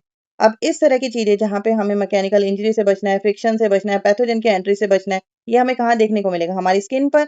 तो ये जो आपको मल्टी लेयर्ड एपिथेलियल सेल है ये कहाँ देखने को मिलेंगे? फर्स्ट आपको स्किन पे, दूसरा माउथ में, ठीक है, और थर्ड जो माउथ से एंटर हो रहा है इजोफेगस, ठीक है, जिसे फूड पाइप भी कहते हैं। तो इन तीन जगहों पे हमें ये मल्टी लेयर्ड एपिथेलियल सेल देखने को मिलते हैं। थर्ड टाइप जो हम यहाँ पर देखने वाले हैं इसे कॉलमनर या क्यूबॉइडल एपिथेलिया कहते हैं। ठीक है, क्योंकि इसके जो सेल्स है वो कैसे दिख रहे हैं हमें, खंबे की तरह लंबे लंबे दिख रहे हैं या क्यूबॉइड की शेप के दिख रहे हैं। ये सेल्स जो होते हैं ये स्पेशलाइज सेल्स होते हैं, यानी कि अपने जो स्ट्रक्चर है उसको चेंज कर लेते हैं और इसमें से सिक्रीशन होती है डिफरेंट सब्सटेंस की। जैसे कि ये हमें देखने को कहाँ मिलता है, ये हमें स्टमक में देखने को मिलता है। स्टमक में ये एचसीएल रिलीज करता है, प्लस इसके अलावा ये पेप्सिनोजेन जो रिलीज करता है और म्यूकस रिलीज करता है। ठीक है, अब ये जो पेप्सिनोजेन और एचसीएल है ना, ये बहुत ही ज्यादा ये एसिडिक एनवायरनमेंट यानी हार्श एनवायरनमेंट स्टमक के अंदर क्रिएट करते हैं। तो उसके बाद ये जो म्यूसिकस रिलीज होता है ये क्या करता है, इस स्किन के ऊपर एक हल्की सी जेली टाइप की लेयर बना देता है, जिससे कि एचसीएल या जो पेप्सिनोजेन है, ये जो एंजाइम है, इनका जो हार्श इफेक्ट है या फिर जो इनका स्ट्रॉन्ग एसिडिक इफेक्ट है उसकी वजह से ये अपने आप को ही डैमेज ना कर ले ऑर्गन, उससे बचाने का काम करता है। कॉलमनर या क्यूबॉइडल एपिथेलिया हमें स्वेट ग्लैंड में भी पाए जाते हैं। ठीक है, स्वेट ग्लैंड क्या होते हैं, जिनसे कि बॉडी का पसीना निकलता है और थोड़ा बहुत वेस्ट भी निकलता है। तो ये हमारे ऑल ओवर बॉडी पे पाए जाते हैं, बट ज्यादा कहाँ पर पाए जाएंगे, हमें ज्यादा पसीना कहाँ आता है, अपर लिप्स पर हो गया, फोरहेड पे हो गया, पाम में हो गया या सोल में हो गया। ठीक है, पैरों के नीचे के तलवे में हो गया, तो यहाँ पर ज्यादा पसीना आता है, तो स्वेट ग्लैंड भी यहाँ पर ज्यादा देखने को मिलेंगे। ठीक है, इसके अलावा एक और ग्लैंड होता है हमारा सेलेवरी ग्लैंड। ठीक है, सेलेवरी ग्लैंड आपको पता है कि माउथ में जो हमारा वाटरी सब्सटेंस रिलीज होता है उसे क्या कहते हैं, सलाइवा कहते हैं, सेलेवरी ग्लैंड से रिलीज होता है। और ये सेलेवरी ग्लैंड कहाँ पाए जाते हैं, तो ये कान के नीचे पाए जाते हैं। ठीक है, दूसरा ये टंग के नीचे होते हैं और तीसरा जो आपकी जॉ लाइन होती है वहां पर ये दो दो पेयर में पाए जाते हैं। ठीक है, और ये सेलेवरी ग्लैंड भी किसके बने होते हैं, कॉलमनर या क्यूबॉइडल एपिथेलिया, क्योंकि ये ग्लैंड्स है और ये सिक्रीट करेंगे। और ये सिक्रीशन के लिए जो स्पेशलाइज इनके जो ट्रांसफॉर्मेशन होती है वो किसमें देखने को मिलती है हमें, कॉलमनर या क्यूबॉइडल एपिथेलिया में। डी में जो आपको देख रहे हैं यहाँ पे सीलिएटेड एपिथेलिया, सीलिया किसको कहते हैं, ये हेयर लाइक प्रोजेक्शन देख रहे हो ना, जो ऊपर के सरफेस की तरफ आपके निकल रही है, ये हमें कहाँ पे देखने को मिलती है, ये सेंसरी टाइप के होते हैं और ये हमारे सेंस ऑर्गन में देखने को मिलते हैं। जैसे स्मेल के लिए नोज में इसकी लोकेशन होती है। ठीक है, टेस्ट के लिए इसकी लोकेशन टेस्ट बर्ड में होगी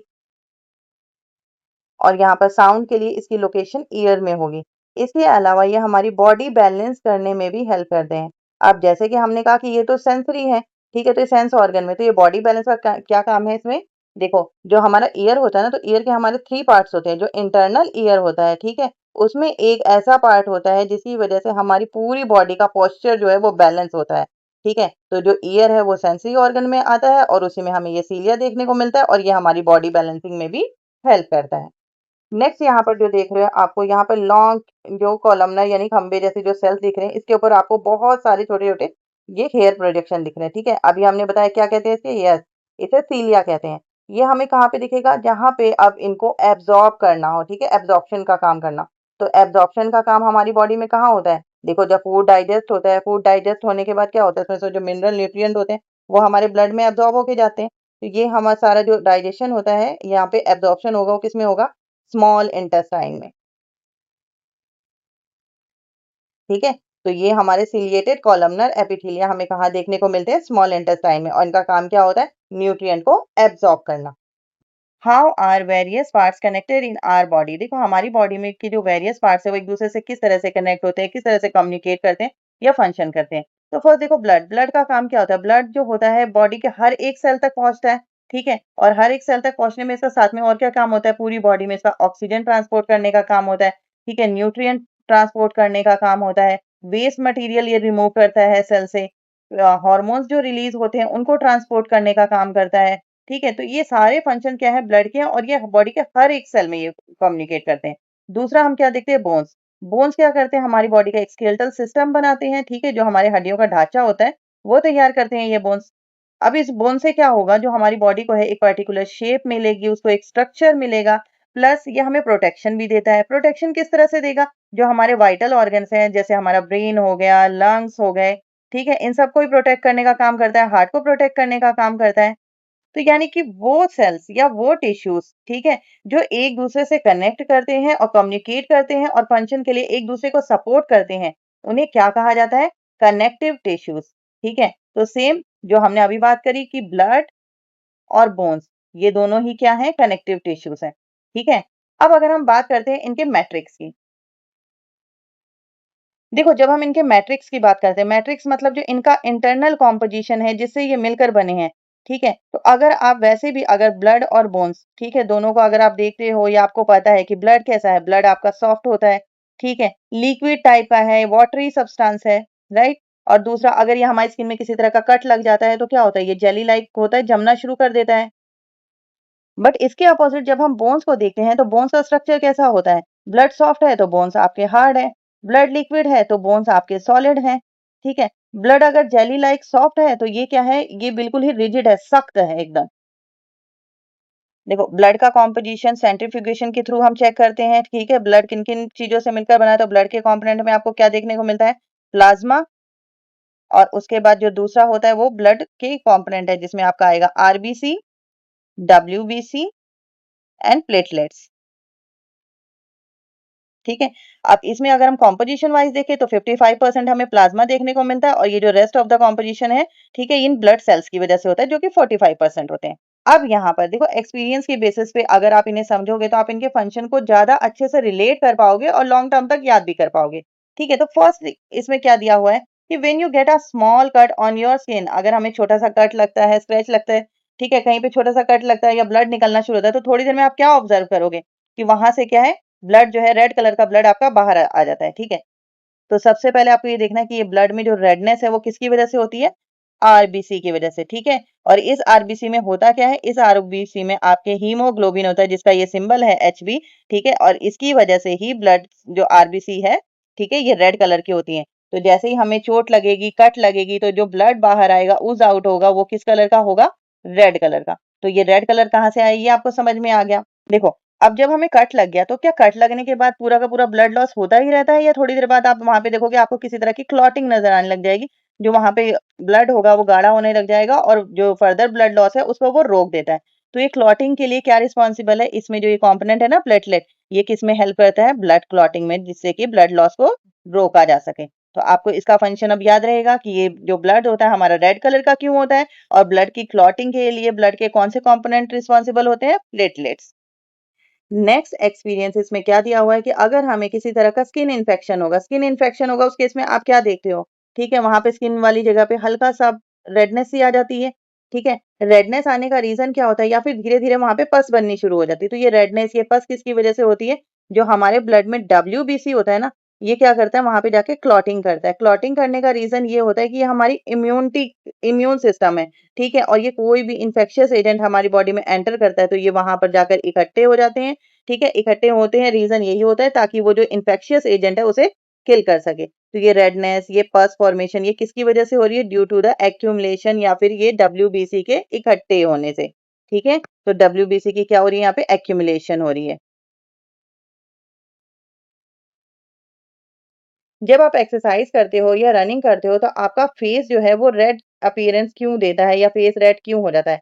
देखो, जब भी एक्सरसाइज या रनिंग की जाती है तो हमें गर्मी लगती है, बॉडी जो होती है हमारी वो हीट प्रोड्यूस करती है, ठीक है। और दूसरा क्या है कि जब हम एक्सरसाइज करेंगे तो हमारी बॉडी की ऑक्सीजन डिमांड बढ़ जाएगी। ऑक्सीजन डिमांड को पूरा करने के लिए हमारा हार्ट जो है वो तेजी से पंप करेगा, तो हार्ट रेट भी आपका यहाँ पर बढ़ जाता है। अब इन सब रीजन की वजह से कि हार्ट रेट भी बढ़ रहा है, और तीसरा क्या है, जो हमारे फेस पे ब्लड वेसल्स या ब्लड कैपिलरीज होती है ना, ठीक है, वो भी बहुत ज्यादा होती हैं, ज्यादा भी होती हैं, और प्लस ये जो फेस की स्किन होती है ना, उसमें डीप नहीं होती, ऊपर ऊपर होती है, ठीक है। तो आप ये कह सकते हो कि जो ब्लड कैपिलरीज है वो फेस में सुपरफिशियल ऊपर है, स्किन के अंदर ज्यादा डीप नहीं है। अब इन सारे रीजन की वजह से, अब एक और जो हमने बताया कि यहाँ पे जो हीट जो बॉडी प्रोड्यूस करती है, कैपिलरीज जो होती है, समझ लो ये पतली पतली ऐसे हो गई, ठीक है, ट्यूब्स की तरह या पाइप्स की तरह। अब हीट होने की वजह से इनका जो ये डायमीटर होता है ना, ये भी बढ़ जाता है। अब डायमीटर बढ़ेगा तो क्या होगा, ऑलरेडी जो हार्ट है हमारा तेजी से पंप कर रहा है, क्योंकि हम रनिंग एक्सरसाइज करें ताकि ऑक्सीजन डिमांड को पूरा कर सके। तो एक तो ब्लड फ्लो जो है वो तो बढ़ा ही हुआ है, और प्लस यहाँ पर जो हमारी ब्लड कैपिलरीज है उनका भी डायमीटर बढ़ गया, तो अब इसमें ज्यादा ब्लड एंटर करेगा। इसी रीजन से जब हम एक्सरसाइज करते हैं या रनिंग करते हैं तो हमारा फेस जो है वो रेड अपीयर होता है। लास्ट सेक्शन में हमने ब्लड के बारे में पढ़ा, उसके कंपोनेंट के बारे में पढ़ा, और एक्सपीरियंस के थ्रू उसके कंपोनेंट के फंक्शन के बारे में पढ़ा। यहाँ पर हम कुछ एक्शन परफॉर्म करने वाले हैं और नेक्स्ट कनेक्टिव टिश्यूज के बारे में और उनके फंक्शन के बारे में पढ़ने वाले हैं। फर्स्ट एक्शन क्या है, अपने एल्बो को टच करना, चाहे तो आप अपने एल्बो को टच करो या फिर अपने हेड को आप टच करो, ठीक है, या लेग्स को टच करो। आपको क्या फील होता है, ठीक है, कि जिसको आपने टच करा है वो बॉडी पार्ट क्या है, आपके बहुत ही हार्ड है, ठीक है, और रिजिड सख्त टाइप के हैं। और इनका काम क्या है, हमारी बॉडी को एक पर्टिकुलर स्ट्रक्चर देना, ठीक है, हमारा जो स्केलेटल सिस्टम है उसको बनाना, तो स्केलेटल सिस्टम को बना रहे हैं, ठीक है? और जो हमें हमारे जो इंटरनल बॉडी ऑर्गन्स है उसको प्रोटेक्ट भी कर रहे हैं, तो ये प्रोटेक्शन भी प्रोवाइड कर रहे हैं। इस कनेक्टिव टिश्यू को कहते हैं बोन, ठीक है? और ये बोन क्या बनाता है? हमारी बॉडी का स्केलेटल सिस्टम बनाता है और आपको पता है हमारी पूरी बॉडी में कितने बोन्स होते हैं? 206। अब नेक्स्ट एक्शन इसमें क्या परफॉर्म करना है? आप एक काम करो, एक हाथ से अपने नाक को पकड़ो और दूसरे हाथ से अपने कानों को पकड़ो। आई नो ये बहुत ही चाइल्डिश टाइप का लग रहा है, लेकिन देखो करके देखो क्या होता है। हम जब इसे मोड़ते हैं तो हमारी नाक और कान क्या होते हैं? फोल्ड हो जाते हैं।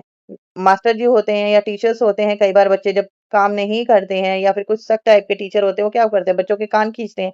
तो क्या कान खींचने के बाद कान बड़े हो जाते हैं? उनका साइज बड़ा हो जाता है? नहीं।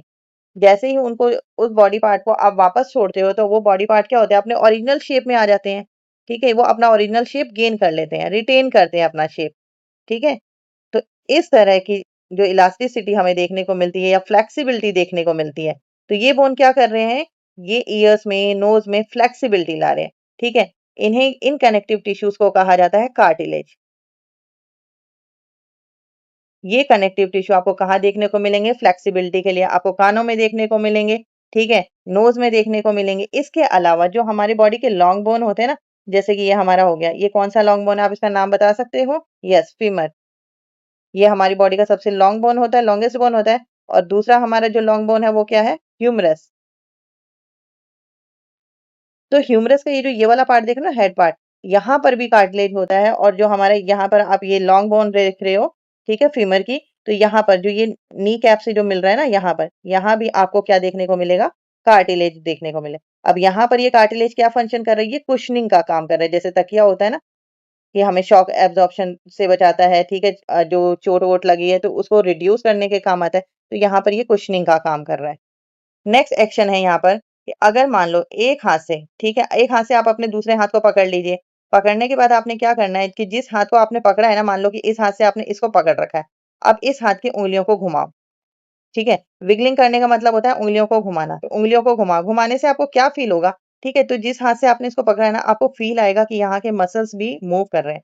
घुमा तो आप उँगलियों को रहे हैं, विगलिंग तो यहाँ फिंगर्स में हो रही है, पर ये मसल्स क्यों मूव कर रहे हैं?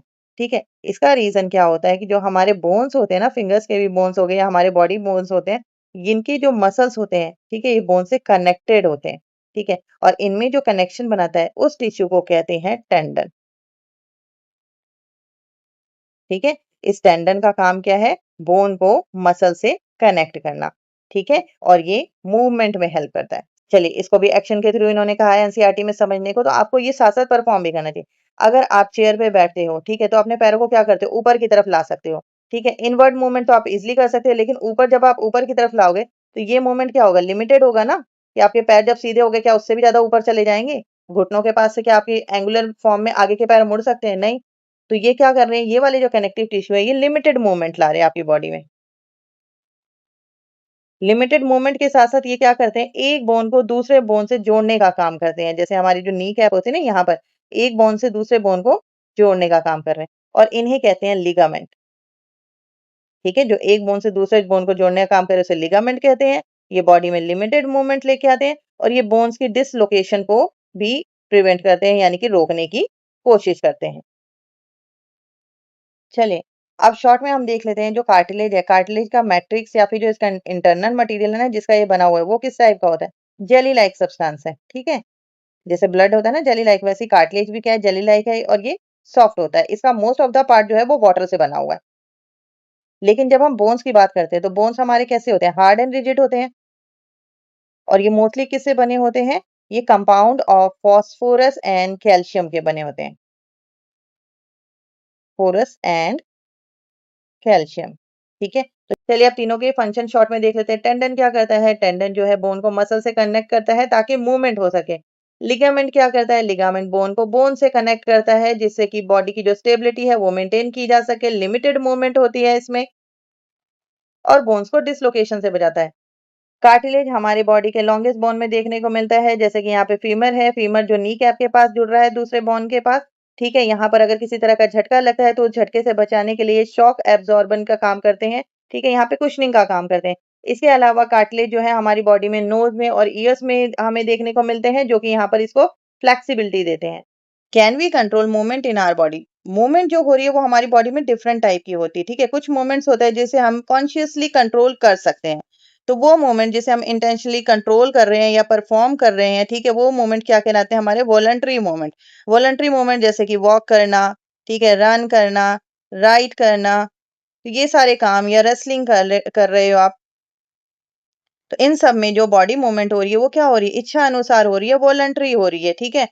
और इसमें किस तरह के मसल्स इन्वॉल्व होंगे? तो इसमें हमारे जो मसल्स हैं जो हमारे बोन्स के साथ अटैच है, स्केलेटल मसल्स। बट कुछ मूवमेंट जैसे फूड का हमारी बॉडी में माउथ से इंटेस्टाइन तक मूव करना, ठीक है, हार्ट से ब्लड का पूरी बॉडी में पंप होना, ये सारे मूवमेंट किस तरह के कहलाते हैं? Involuntary movement. किसे? क्योंकि इन मूवमेंट्स को हम अपनी इच्छा अनुसार कंट्रोल नहीं कर सकते, ठीक है। तो इस इनवॉलेंट्री मूवमेंट के लिए जैसे हमारे डाइजेस्टिव सिस्टम में जो मसल्स यूज होते हैं उन्हें कहते हैं स्मूथ मसल्स। और जो हमारे हार्ट में जो मसल्स काम करते हैं, जो हमारी पूरी बॉडी में 24 आवर्स और throughout our life blood pump कर रहा है, ठीक है, उस हार्ट के मसल्स को कहते हैं कार्डियक मसल्स, ठीक है। कार्डियक मतलब हार्ट से ही रिलेटेड होता है, कार्डियोलॉजी पढ़ते हैं ना, स्टडी ऑफ हार्ट। तो चलिए अब हम skeletal muscles, smooth muscles and cardiac muscles, इन तीनों के स्ट्रक्चर, फंक्शन को डिटेल में स्टडी करते हैं। स्केलेटल मसल्स के जो फाइबर्स होते हैं वो लॉन्ग थ्रेड लाइक स्ट्रक्चर होते हैं, ठीक है। अब ये लॉन्ग थ्रेड लाइक स्ट्रक्चर है, नॉर्मल सेल से इनकी लेंथ जो होती है वो काफी ज्यादा होती है, इसलिए इन्हें फाइबर्स कहते हैं। दूसरा, इसमें नॉर्मल सेल में एक न्यूक्लियस होता है बट इसमें एक से ज्यादा, इसलिए ये मल्टी न्यूक्लिएटेड भी होते हैं। थर्ड, ये जो मसल फाइबर है ये एक दूसरे के साथ तो हैं बट किसी तरह से एक दूसरे से कनेक्टेड नहीं है, इसलिए ये अनब्रांच्ड है।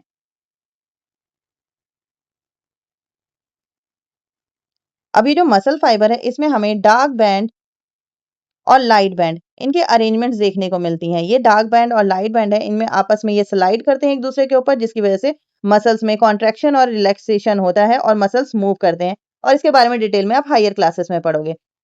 तो ये लाइट और डार्क बैंड्स के अरेंजमेंट को ही कहा जाता है स्ट्राइएशंस। तो आपने क्या क्या चीजें पढ़ी इसमें? स्ट्राइएशंस हैं यानी कि स्ट्राइएटेड हैं, मल्टी न्यूक्लिएटेड हैं, अनब्रांच्ड हैं एंड सिलेंड्रिकल शेप है। और ये आपको कहाँ मिलेंगे? लेग्स में, हैंड्स में, यानी कि जो हमारे स्केलेटल मसल्स है उसमें। नेक्स्ट यहाँ पर आता है स्मूथ मसल्स। स्मूथ मसल्स हमने कहा कि जो हमारा फूड है वो स्लोली हमारी बॉडी के अंदर मूव करता है, डाइजेस्टिव ऑर्गन में मूव करता है। तो यहाँ पे जो मूवमेंट है वो क्या है? स्लो मूवमेंट है, ठीक है, इनवॉलंटरी और स्लो मूवमेंट शो करता है। अब इस स्लो मूवमेंट में इसके सेल्स के शेप क्या है? तो इसका सेल का शेप कुछ इस तरह से होता है, ठीक है। इस शेप को कहते हैं स्पिंडल शेप। अब अनलाइक जैसे कि हमारा स्केलेटल मसल मल्टी न्यूक्लिएटेड था, इसमें क्या है? सिंगल न्यूक्लियस देखने को मिलता है। तो ये क्या है? यूनी न्यूक्लिएटेड,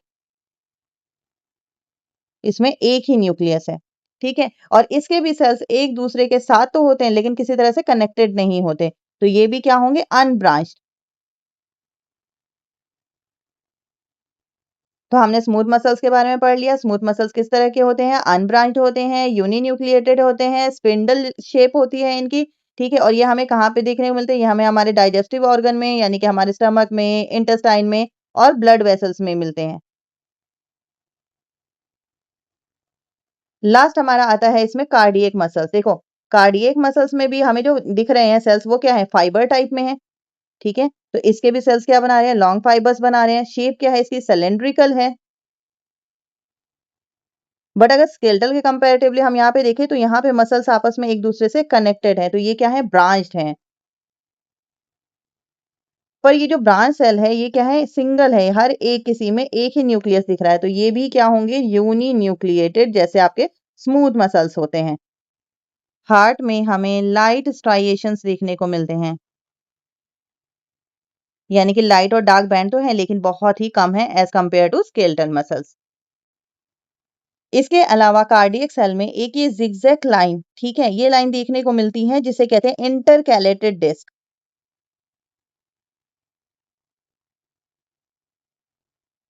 ये इंटरकैलेटेड डिस्क जो कार्डियक मसल्स है इसके हर एक फाइबर को आपस में कनेक्ट करती है ताकि ये पूरा का पूरा जो मसल्स है सारे के सारे वो एक साथ एज अ वन यूनिट काम कर सके, ठीक है। क्योंकि हमारा हार्ट क्या है 24 आवर्स और थ्रू आउट द लाइफ काम करता रहता है। हमारा heart 24 hours into throughout our life काम करता है, ठीक है? और इतना काम करने के बाद भी ये कभी थकता नहीं है, इसे फैटीग नहीं होती। तो इसका रीज़न क्या है फैटीग ना होने का? कि इसमें जो एनर्जी की सप्लाई हो रही है, वो कंटीन्यूअसली होती रहती है। इसके एक फाइबर में या एक सेल में जो नंबर ऑफ माइटोकॉन्ड्रिया होता है, नॉर्मल सेल के मुकाबले 10 टाइम्स ज़्यादा होता है। यानी आप कह सकते हो कि इसके एक सेल में 30 से 40% बाय वॉल्यूम सिर्फ माइटोकॉन्ड्रिया ही होते हैं, जो इसे कंटिन्यूअसली एनर्जी प्रोवाइड करते रहते हैं ताकि इसके फाइबर्स जो हैं वो थके नहीं। दूसरा ये ब्रांच्ड होता है, इसमें इंटरकैलेटेड डिस्क होती है जिसकी वजह से ये सारे muscles as a unit function करते हैं। इसमें rich supply of blood vessels होते हैं ताकि इसे कंटिन्यूअसली ऑक्सीजन की सप्लाई होती रहे। How does body sense communicate and respond, ठीक है? हम आउटर एनवायरनमेंट के साथ किस तरह से डील करते हैं, हम किस तरह से न्यू स्किल सीखते हैं, हम किसी चीज को मेमोराइज करते हैं, ठीक है? इसके अलावा और भी वॉलंटरी एक्शंस होते हैं जैसे रनिंग करना, वॉकिंग करना, राइटिंग करना, किसी चीज को सुनकर उसके लिए रिस्पॉन्ड करना, आंसर करना, ठीक है? और इसके अलावा कुछ इनवॉलंटरी एक्शंस भी होते हैं हमारी बॉडी में, जैसे हमारे हार्ट का पंप होना, ठीक है? जिससे कि ब्लड सर्कुलेट हो रहा है, हमारे ब्लड का फ़िल्टर होना किडनी में जाकर, या फिर ब्रीथिंग करना। तो ये सारे जो वॉलंटरी एक्शन हैं, इनवॉलंटरी एक्शन हैं, या फिर कुछ एक्शन ऐसे हैं जिनमें हमें बिल्कुल सोचना ही नहीं पड़ता और वो हो जाते हैं। जैसे हम किसी गर्म चीज़ को छूते हैं तो क्या होता है? किसी हॉट चीज़ को अगर आप टच करते हो तो फटाफट आपके हाथ पीछे होते हैं। तो एक क्विक रिस्पॉन्स करना बिल्कुल ही इन नो टाइम, तो ये सारे एक्शंस जो परफ़ॉर्म हो रहे हैं हमारी बॉडी में, ये कौन कंट्रोल कर रहा है? इन सभी वॉलंटरी, इनवॉलंटरी एक्शंस को हमारा नर्वस सिस्टम कंट्रोल करता है, ठीक है? जिसमें नर्वस टिश्यूज़ होते हैं।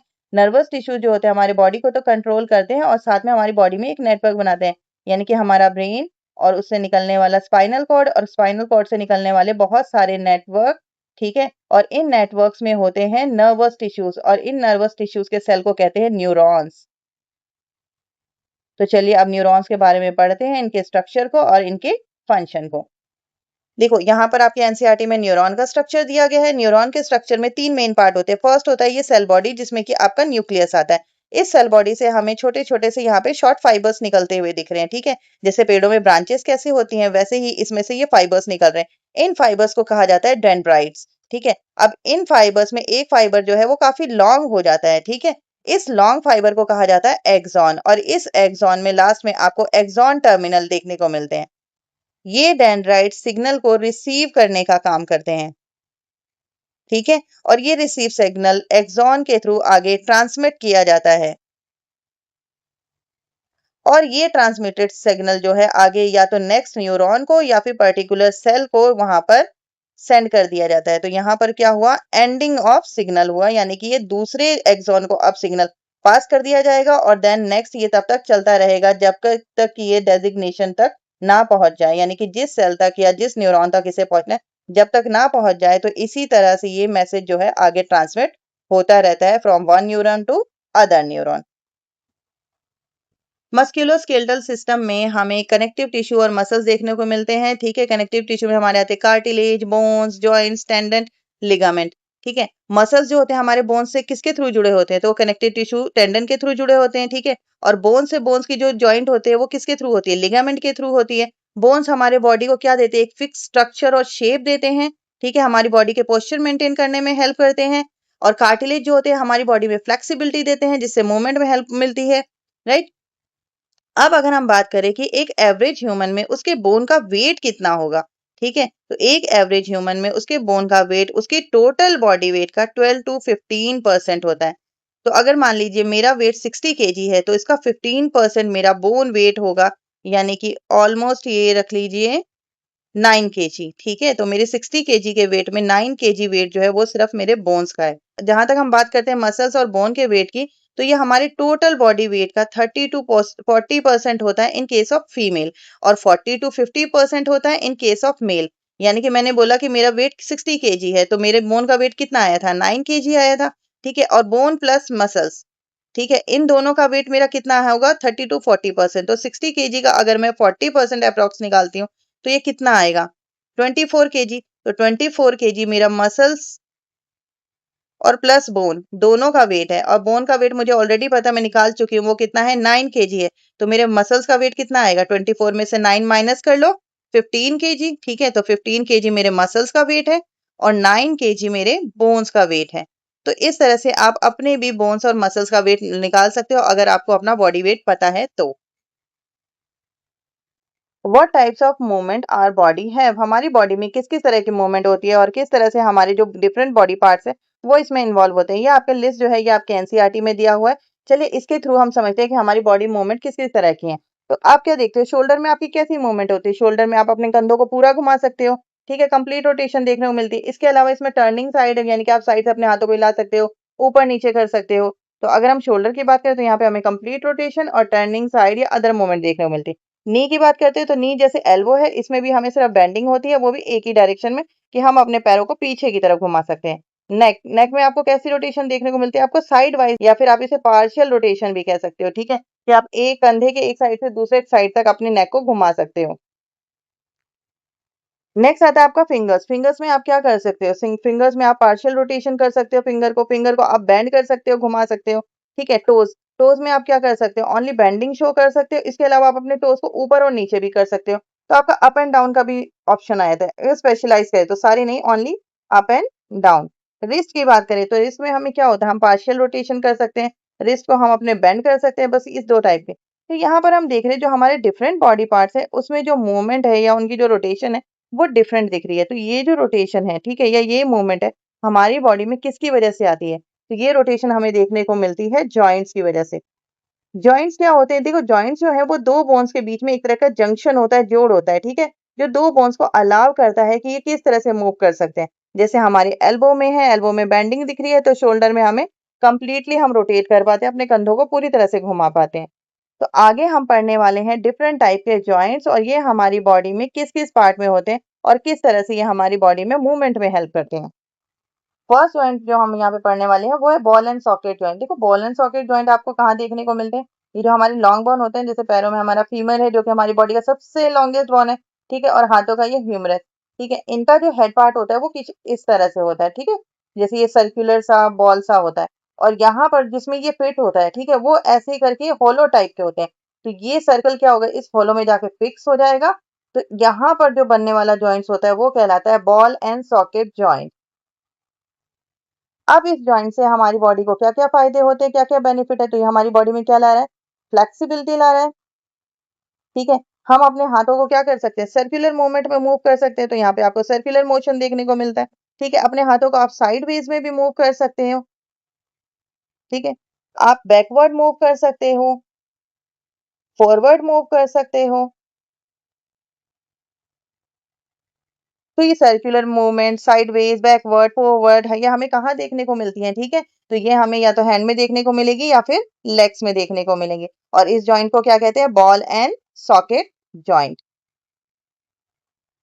नेक्स्ट जॉइंट आता है इसमें पिवट जॉइंट। पिवट जॉइंट में हम क्या देखते हैं कि जो हमारे यहाँ पे आपको ये दिख रहा है ना वर्टिब्रल कॉलम, यानी कि जो हमारी स्पाइन की बोन्स होती है उसका जो सबसे ऊपर का बोन होगा जो इस स्कल में जाके फिक्स होगा। ठीक है, और ये हमारे स्कल को यानी कि शोल्डर के इस साइड या इस side, side to side movement जो हमारे दे रहा है स्कल को, वो कौन दे रहा है यहाँ पे, pivot joint. Side to side movement of head.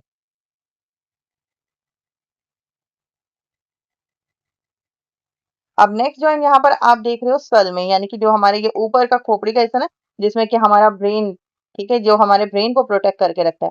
ठीक है, इसके बोन्स आपस में जिससे जॉइंट होते हैं उस जॉइंट को कहते हैं फिक्स जॉइंट। फिक्स जॉइंट क्या करता है, इन बोन्स को इमूवेबल बना देता है। कि भाई क्योंकि हमारे जो अंदर के ऑर्गन है वो बहुत ही वाइटल ऑर्गन है, ब्रेन को प्रोटेक्ट करना है, तो ये बोन्स जो होते हैं ये बिल्कुल भी हिल नहीं सकते, ये काफी ज्यादा स्ट्रॉन्ग बोन्स होते हैं। ठीक है, और ये किस जॉइंट से आपस में जुड़े हैं, फिक्स जॉइंट से। और इन जॉइंट्स को सूचर्स भी कहते हैं। नेक्स्ट जॉइंट जो हमें देखने को मिलता है जो कि हमारे एल्बो और नीस में होते हैं। ठीक है, नीस में जो जॉइंट होता है ना उसके ऊपर एक और प्रोटेक्टिंग कवरेज होती है जिसे नी कैप कहते हैं। अब ये नी के जो जॉइंट्स है और जो हमारे एल्बो के जॉइंट्स है, इस जॉइंट को कहते हैं हिंज जॉइंट। ये हिंज जॉइंट क्यों है, जैसे हमारा डोर्स होता है ना उसे हम सिर्फ एक साइड पे ही बेंड कर सकते हैं या फिर स्ट्रेट कर सकते हैं। तो इसमें हम क्या कर सकते हैं, अपने हाथों या पैरों को सिर्फ स्ट्रेट कर सकते हैं या फिर movement in only one direction. तो इस तरह की मूवमेंट हमें किसमें देखने को मिलती है? हिंज जॉइंट में, जो कि हमारे एल्बो में होता है। हम अपने हाथों को अपने फेस की डायरेक्शन की तरफ मूव कर सकते हैं और पैरों को हम हिप्स की तरफ, पीछे की तरफ मोड़ सकते हैं। ठीक है, और ये जॉइंट क्या कहलाते हैं? Hinge joint. देखो अभी हमने पढ़ा था कि जो पिवट जॉइंट है जो कि स्कल के बेस से स्टार्ट होता है, ठीक है, और वो क्या होता है, जो वर्टिब्रल कॉलम होता है ना, उसकी बोन जिसको वर्टिब्रा कहा जाता है, तो उसकी फर्स्ट बोन से यहाँ पर वो अटैच होता है पिवट जॉइंट, जिसकी वजह से हमारा हेड जो है वो साइड मूवमेंट यानी कि लेफ्ट या राइट साइड हमारा मूव कर सकता है। तो ये जो आपकी बोन्स स्टार्ट हो रही है यहाँ से लेकर ये यहाँ पर जो आपकी हिप्स तक फ्यूज हो रही है, इसे क्या कहते हैं? वर्टिब्रल कॉलम, या फिर इसे आप कॉमनली बैकबोन के नाम से भी जानते हो। ठीक है, तो ये जो बैकबोन है, क्या ये एक सिंगल बोन है जो कि ऊपर से नीचे तक रन कर रही है? ठीक है, हमारे बैक साइड पे नहीं, ये छोटे छोटे बोन्स है जो कि आपस में अटैच हो रखे हैं। ठीक है, ये छोटे छोटे से ऐसे बने हुए हैं अटैचमेंट, जैसे लेगो होता है ना, लेगो को आप अटैच करके बनाते हो, तो ये छोटे छोटे से बोन्स है आपस में अटैच होते हैं और पूरा का पूरा हमारा ये वर्टिब्रल कॉलम तैयार करते हैं। तो ऐसे 26 बोन्स है जो आपस में फ्यूज होते हैं। ठीक है, और इनके बीच में होता है कनेक्टिव टिश्यू का एक डिस्क। ठीक है, तो ये कनेक्टिव टिश्यू से आपस में जुड़े रहते हैं और ये कनेक्टिव टिश्यू होता है कार्टिलेज। अब कार्टिलेज का कैरेक्टर आपने पढ़ा, ये क्या करता है? या तो ये फ्लेक्सिबिलिटी देगा या कुशनिंग करेगा, यानी कि जो दो बोन्स होंगे उनके बीच में एज अ शॉक एब्जॉर्बर की वो आपस में रगड़ खा रहे हैं, या फिर अगर हम बेंड कर रहे हैं, झुक रहे हैं, मूव कर रहे हैं, तो उस वक्त इनमें किसी भी तरह का डैमेज ना हो, तो ये डैमेज से बचाने का काम करता है कार्टिलेज। नेक्स्ट जो आप यहाँ पर देख रहे हो अपना बोनी स्ट्रक्चर में, ये क्या है? ये है आपका रिब केज।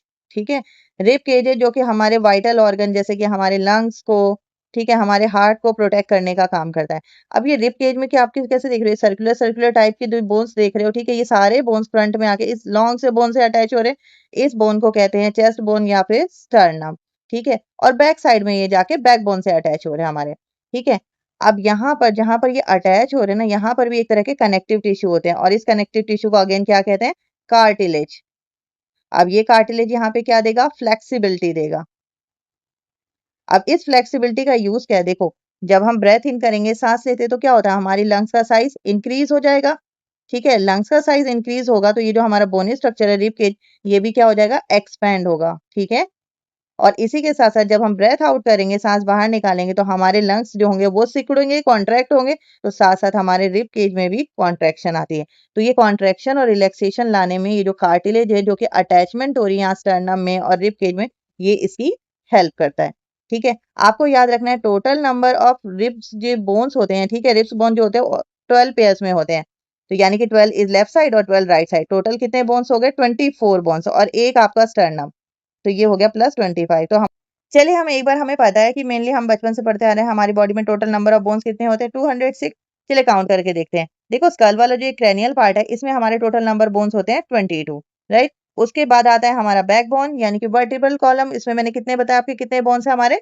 टोटल 26। ठीक है, अब इसके बाद जब हमने रिब केज पढ़ा तो रिब केज में कितने हैं? 12 पेयर्स हैं और ये साथ में ये जो स्टर्नम के साथ फ्यूज है तो एक ये भी रख लेते हैं। टोटल कितने हो गए ये? 25।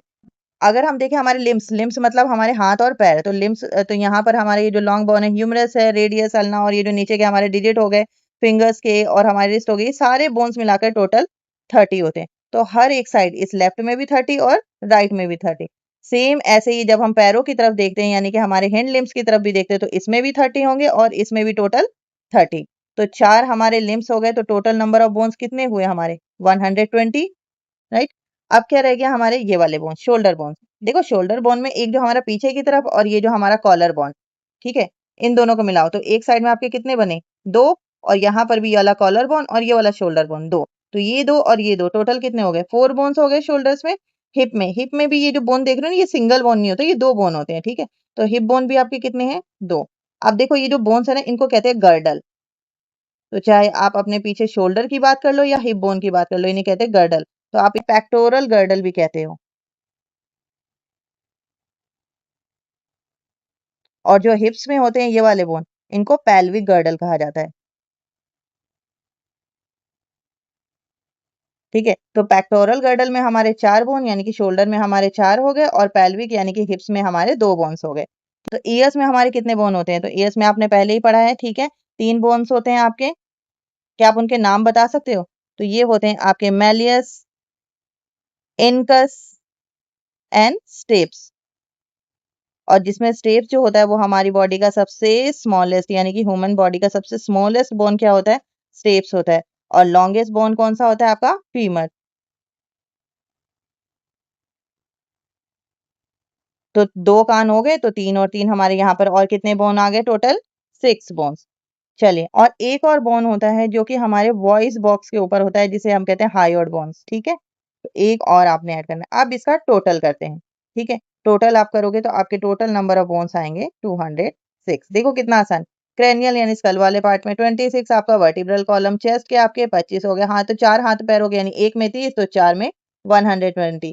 शोल्डर्स में आपके 4 हो गए, ठीक है? हिप्स में आपके 2 हो गए, 3-3 आपके दोनों कानों में 6 हो गए और 1 आपके वॉइस बॉक्स के ऊपर।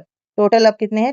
206 बोन्स। तो अब आप किसी को बताओगे तो ये भी बता सकते हो कि मेरे ये 206 बोन्स किस तरह से मेरी पूरी बॉडी में डिस्ट्रीब्यूटेड है और कहाँ-कहाँ पर। यहाँ पर आपको ठीक है साइंटिस्ट एफ.सी. स्टीवर्ट इन्होंने जो एक्सपेरिमेंट किया था टोटिपोटेंसी के ऊपर उसका रिजल्ट यहाँ पे शो किया गया है। देखो यहाँ पर क्या है आपकी इस बार एनसीईआरटी में साइंटिस्ट दे रखे हैं, उनके कंट्रीब्यूशन दे रखे हैं। शायद उनमें से भी कहीं न कहीं क्योंकि बिल्कुल ही न्यू कोर्स है, एडवांस कोर्स है और किसी को नहीं पता कि क्वेश्चन कहाँ से पूछे जा सकते हैं। यहाँ पर एक कैरेट का क्रॉस सेक्शन लिया गया है जिसके सेल्स यूज़ किए गए और सेल्स जो यहाँ पे स्पेशली यूज़ किया गया था वो है फ्लोएम। ठीक है? फ्लोएम पता है ना आपको प्लांट में क्या करता है? Conduction of food.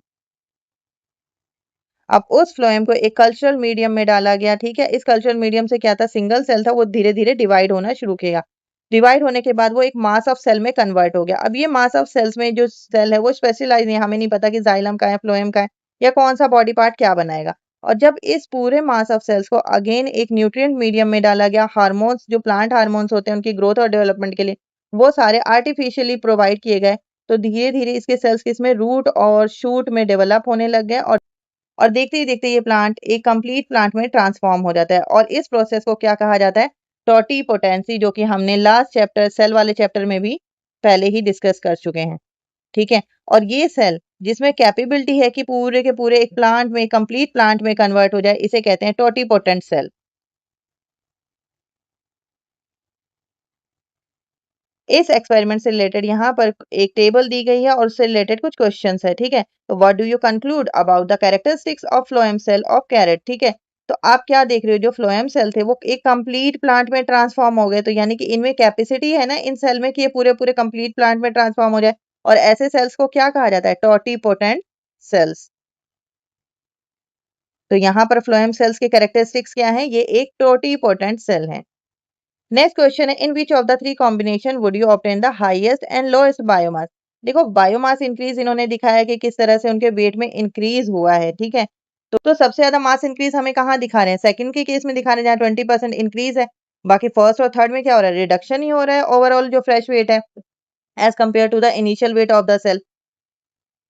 Third part है will you get the same result if you culture the animal cell instead of carrot cell. देखो कैरेट सेल में हमने क्या पढ़ा ये टोटीपोटेंट सेल है क्या टोटीपोटेंसी एनिमल्स में दिखाई देती है नहीं एनिमल सेल्स में टोटीपोटेंसी नहीं होती। ये जैसे ही मल्टीप्लाई होकर मास ऑफ सेल्स बनाएंगे ना उसके बाद इनमें जो टोटीपोटेंसी है या फिर कैपेबिलिटी के कंप्लीट ऑर्गेनिज्म बन जाए ये इसकी कैपेबिलिटी को लूज कर देते हैं तो ये टोटीपोटेंट सेल्स नहीं है तो हमें सेम रिजल्ट नहीं मिलेगा। नेक्स्ट है इसमें 2 कमर्शियल एप्लीकेशन बताने हैं टोटीपोटेंसी के। तो कमर्शियल एप्लीकेशन क्या होंगे? देखो जो वैरायटी होगी न्यू वो हम ज़्यादा हाई यील्ड वाली बना सकते हैं इससे और नेक्स्ट है डिजीज रेजिस्टेंस प्लांट तैयार किए जा सकते हैं।